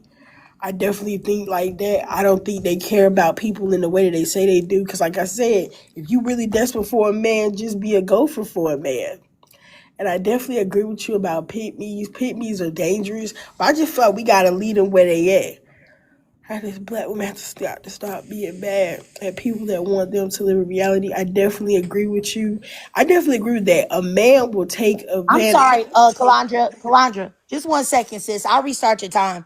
Let me tell you something, Mike Roberts. You have on sunglasses indoors. I'm not judging you. You're clearly, and I don't even like to use bad words, y'all. You're clearly a fuck boy. You're clearly a Negro that ain't no good and not worth the skin that he's in. You got a small gold chain on and sunglasses on the inside, and you got your lips pursed together. Those are all red flags for a no good Negro. Absolutely. I don't need to judge you. I just tell black women all the time, the majority of black men, you can also just isolate as being no good just by sight alone. Sir, you ain't worth the skin you in. Please get up out of here. All right? Goodbye. Go. All right? Oh, my goodness. Go ahead, Calandra. I'm sorry. Let me restart your time, sis. No, Triggers, you don't have to because I didn't have that much to say. I definitely agree with you when you say this is why men take advantage of women like that. Because when a man knows you don't love yourself and he can do you any kind of way, he gonna keep doing it to you. And that's why women have to wake up. Or you gonna end up like Rashida, with your mama being cool with the side chick, and your husband not really liking you, but you stay with him anyway. All right, all right. I appreciate you, Calandra. All right, I'm gonna make sure that everybody gets 3 minutes. Say to y'all 3 minutes, please, because I gotta get back. Zora, Loving, and Miss Mac. Go ahead, Miss Simply, and good afternoon, Simply. Hey girl, good afternoon. I'm at work, so I'm definitely gonna make this quick, but I just anytime I see you on live and catch your lives, I definitely always want to come and support and give you your flowers and just, just tell you how appreciative I am, of you with this space and just everything. I definitely witnessed the whole interchange. And one thing that I can say, I know the other day when you had your live about that one content creator, Ashley, girl, it was the same things with the pick me's and the comments, and you know. But yeah, I had a couple points that I wanted to address, but I kind of forgot them. So I'll just, like I said, I'm going to keep this short because I am at work. One thing that I will say, me being a 13, me being a 32-year-old spring chicken myself,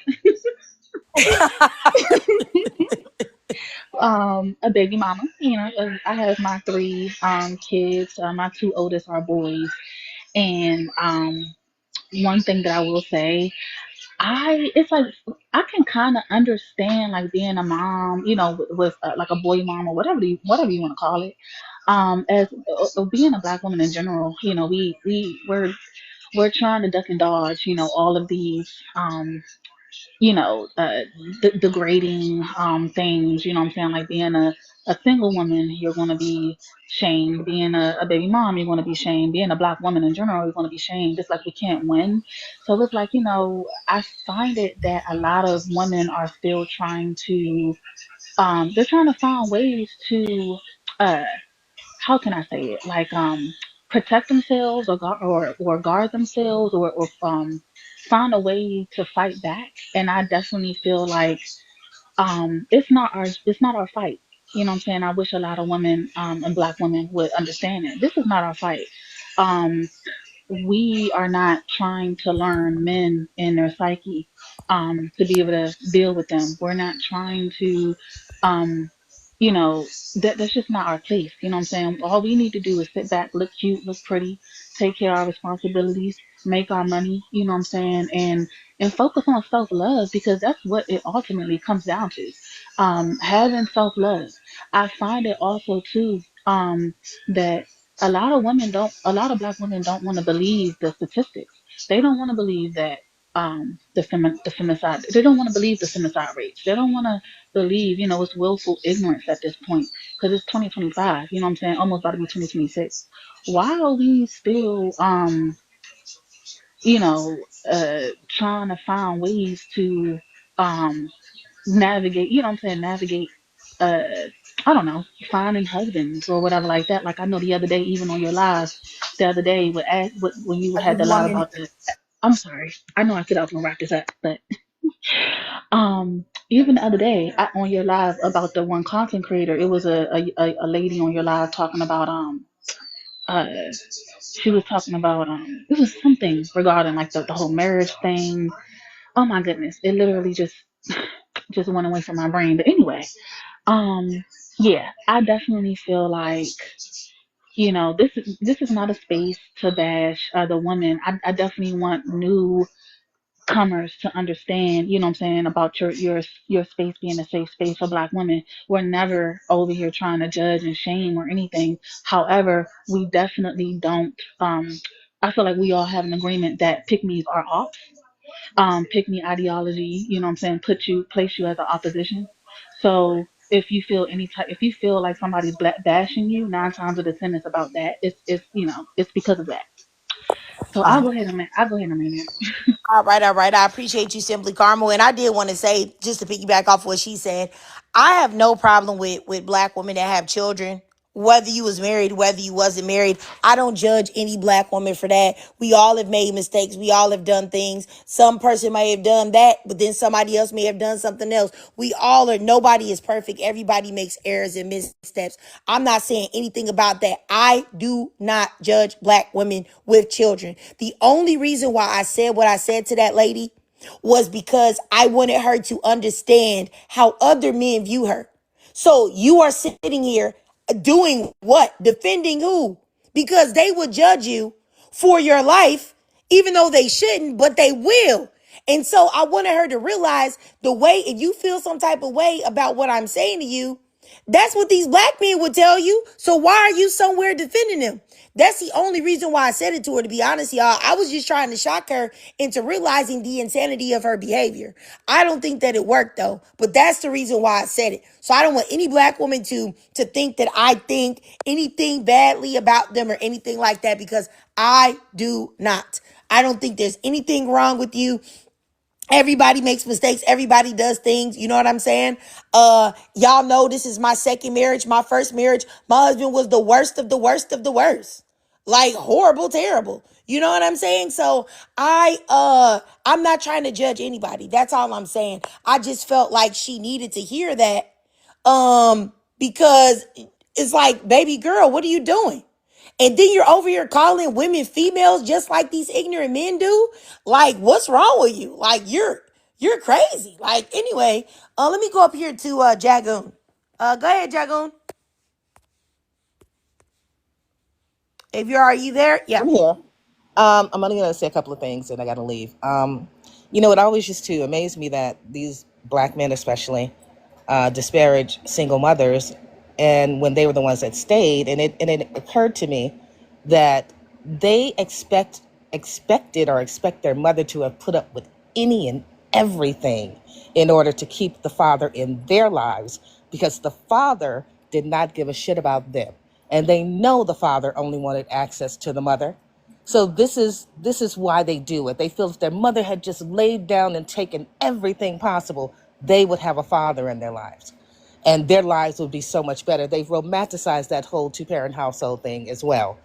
Also, they do this in order to have access to women who don't think they're worthy. They shame single mothers. They shame women of whatever nonsense they do every other week in order to make them feel bad about themselves so that they will accept anything from them.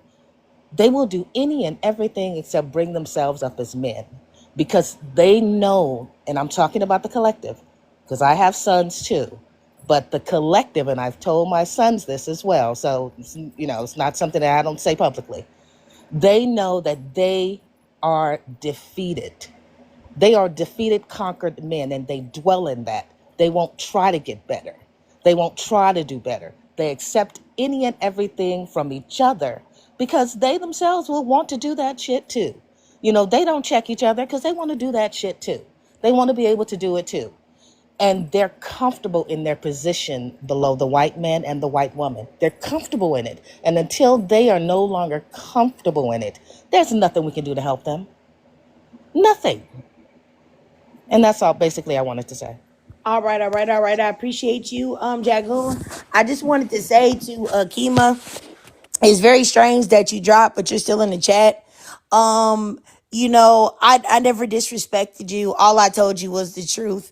I didn't degrade you. I didn't treat you bad in any way. I think that you came up in the live in bad faith, and you pretended to be, ignorant of our position and what we were talking about. You even used the word feminists in a negative term.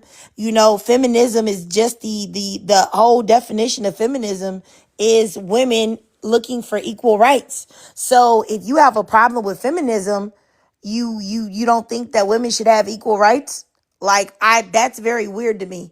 I think that women that speak about feminism in a negative manner or whatever are super male centered, because you don't hear anyone mention anything strange about men. You know what I'm saying? Kima, I don't know what's wrong. You had an opportunity to come up here and speak.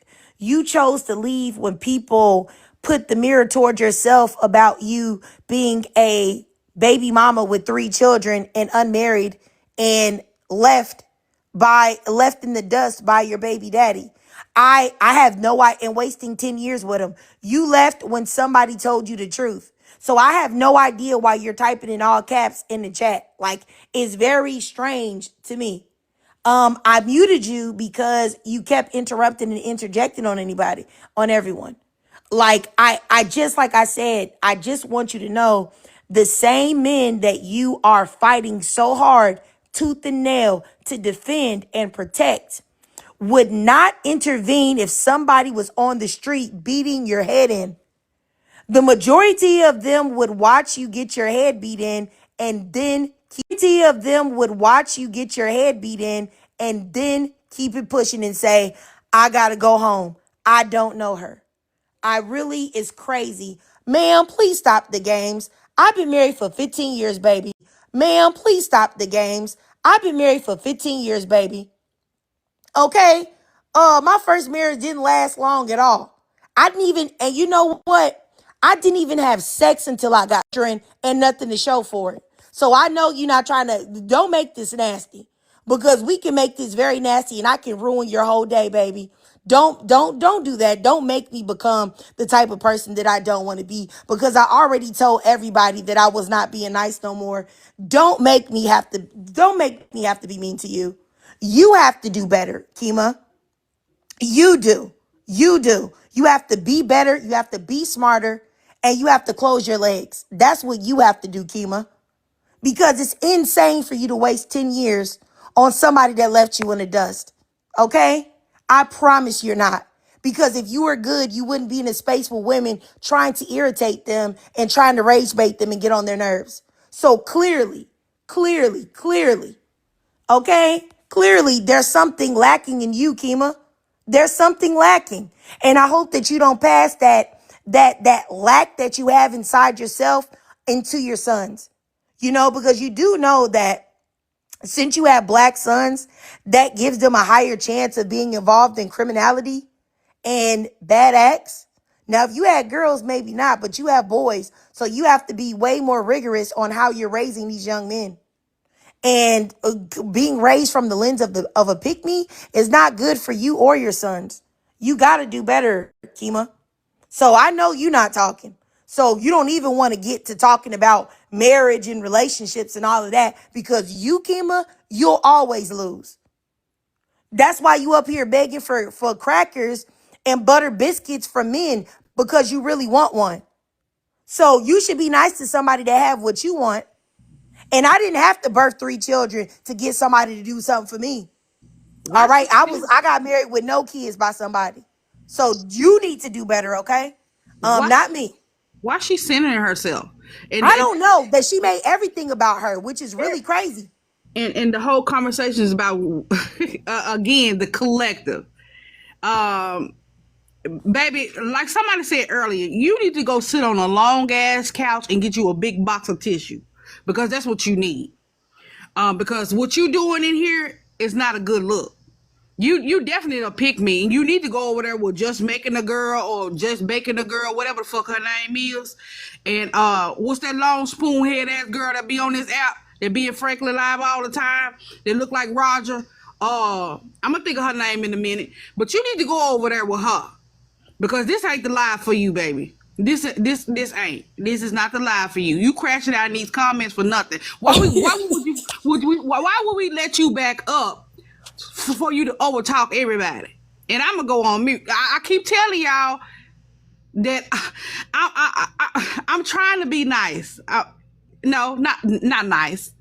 Kind. You know what? I think that Kima, now I see what it is, Mrs. Mack. I think Kima lives in delusion because she called you granny, but she's 32. Not saying that anybody that's 32 is old or anything like that, but baby, you acting like you 18. Like I think that Kima's actually delusional. I think that's what it is. I think she's delusional about her age. I think she's delusional about her state of life. I think she's delusional about the fact that she is actually, like a mammy. I think that's what it is. Like she's been, baby mamaed and she's up here advocating for the exact men that left her busted and disgusted. I think that's crazy. I really do. Kima, you need some therapy, baby.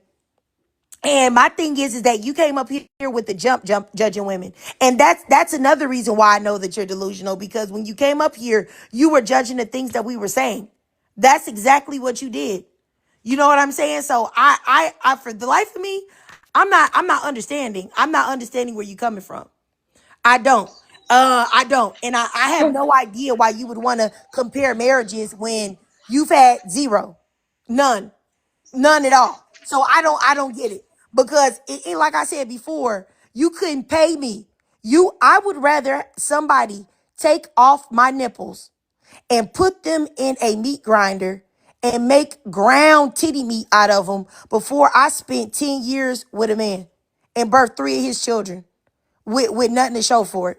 I tell you that much. I tell you that's what I wouldn't do, Kima. All right, you could make titty burgers out of my boobs before I would ever do something so foolhardy and so stupid. And then for you to get up here and to talk arrogant to me, girl, goodbye. And I'm just gonna go ahead and block you because I don't want to be mean to you, but you're making me. I feel myself getting to that point, and I don't want to do that to you. You know what, Kima? Stop it. You'll never get married one time, Kima. You say you'll never get married twice. You'll never get married one time. Kima, you won't even get married once.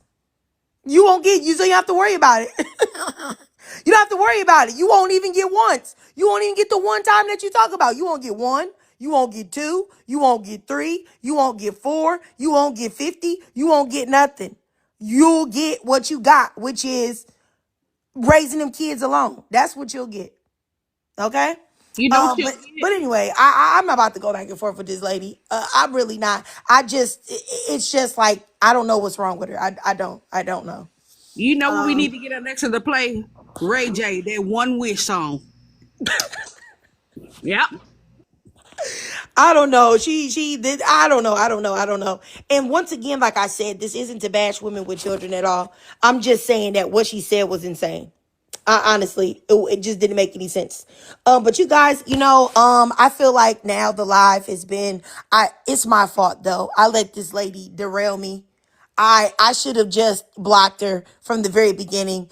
But I actually thought that I might be able to help her in some way, which is why when you guys said that she was in the chat, I didn't say nothing because I was like, maybe she'll understand our perspective and where we was coming from and our thoughts, but it didn't seem to work. I don't think that she understood it at all. And then when she just started trying to say things to me in the chat, that's just like, you're in a glass house. You can't talk to me like about any of that. But anyway, you guys, I'm going to end the live. I'm going to get out of here. I appreciate all the ladies that came. Y'all said y'all perspective. I appreciate y'all.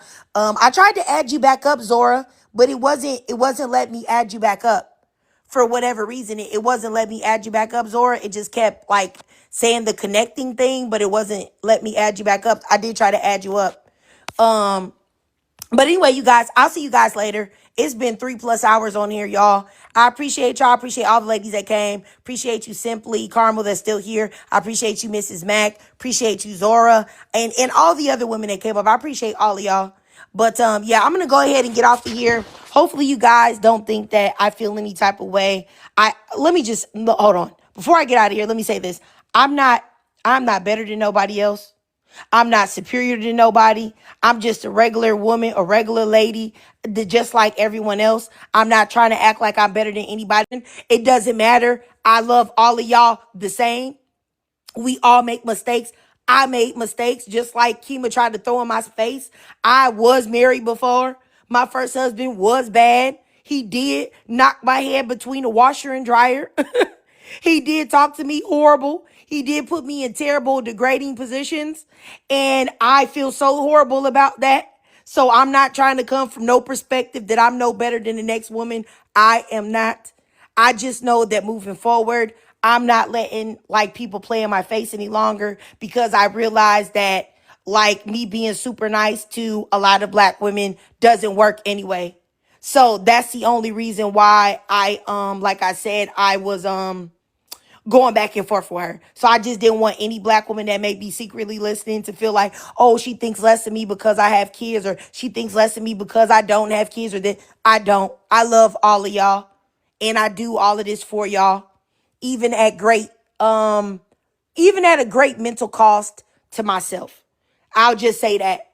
Cause sometimes all of this can be a little bit stressful, y'all. Y'all said y'all trying to get me to 100K? Don't end yet, Lou. Let us get you to the 100K first. Okay, Come on, okay. y'all. Power tap. Power All tap, right, y'all. I appreciate y'all so much for trying to get me to 100K. This would be the first time I ever been to 100K for sure. So I'm glad you guys stayed and stuck along for the live. You know what I'm saying? I really do appreciate it. And like I said, I love y'all. I really do. And if anybody that's still listening, I will be having that book. My fantasy horror book will be coming soon. So if y'all don't support nothing that I do, maybe y'all could support me and get the book. It will be great.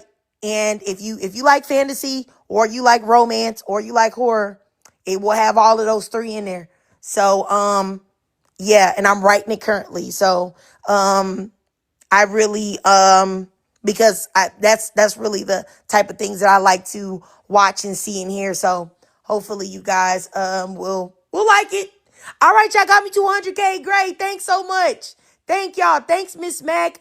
Thanks, Anti-Silver. Anti-Silver is always in the comments trying to tell everybody to tap for me, and I really appreciate that. Thanks so much, Mrs. Mac. Thanks so much, Anti-Silver. And thanks so much, Always y'all. have a good one. All right, you too. I'll see y'all later. Bye-bye.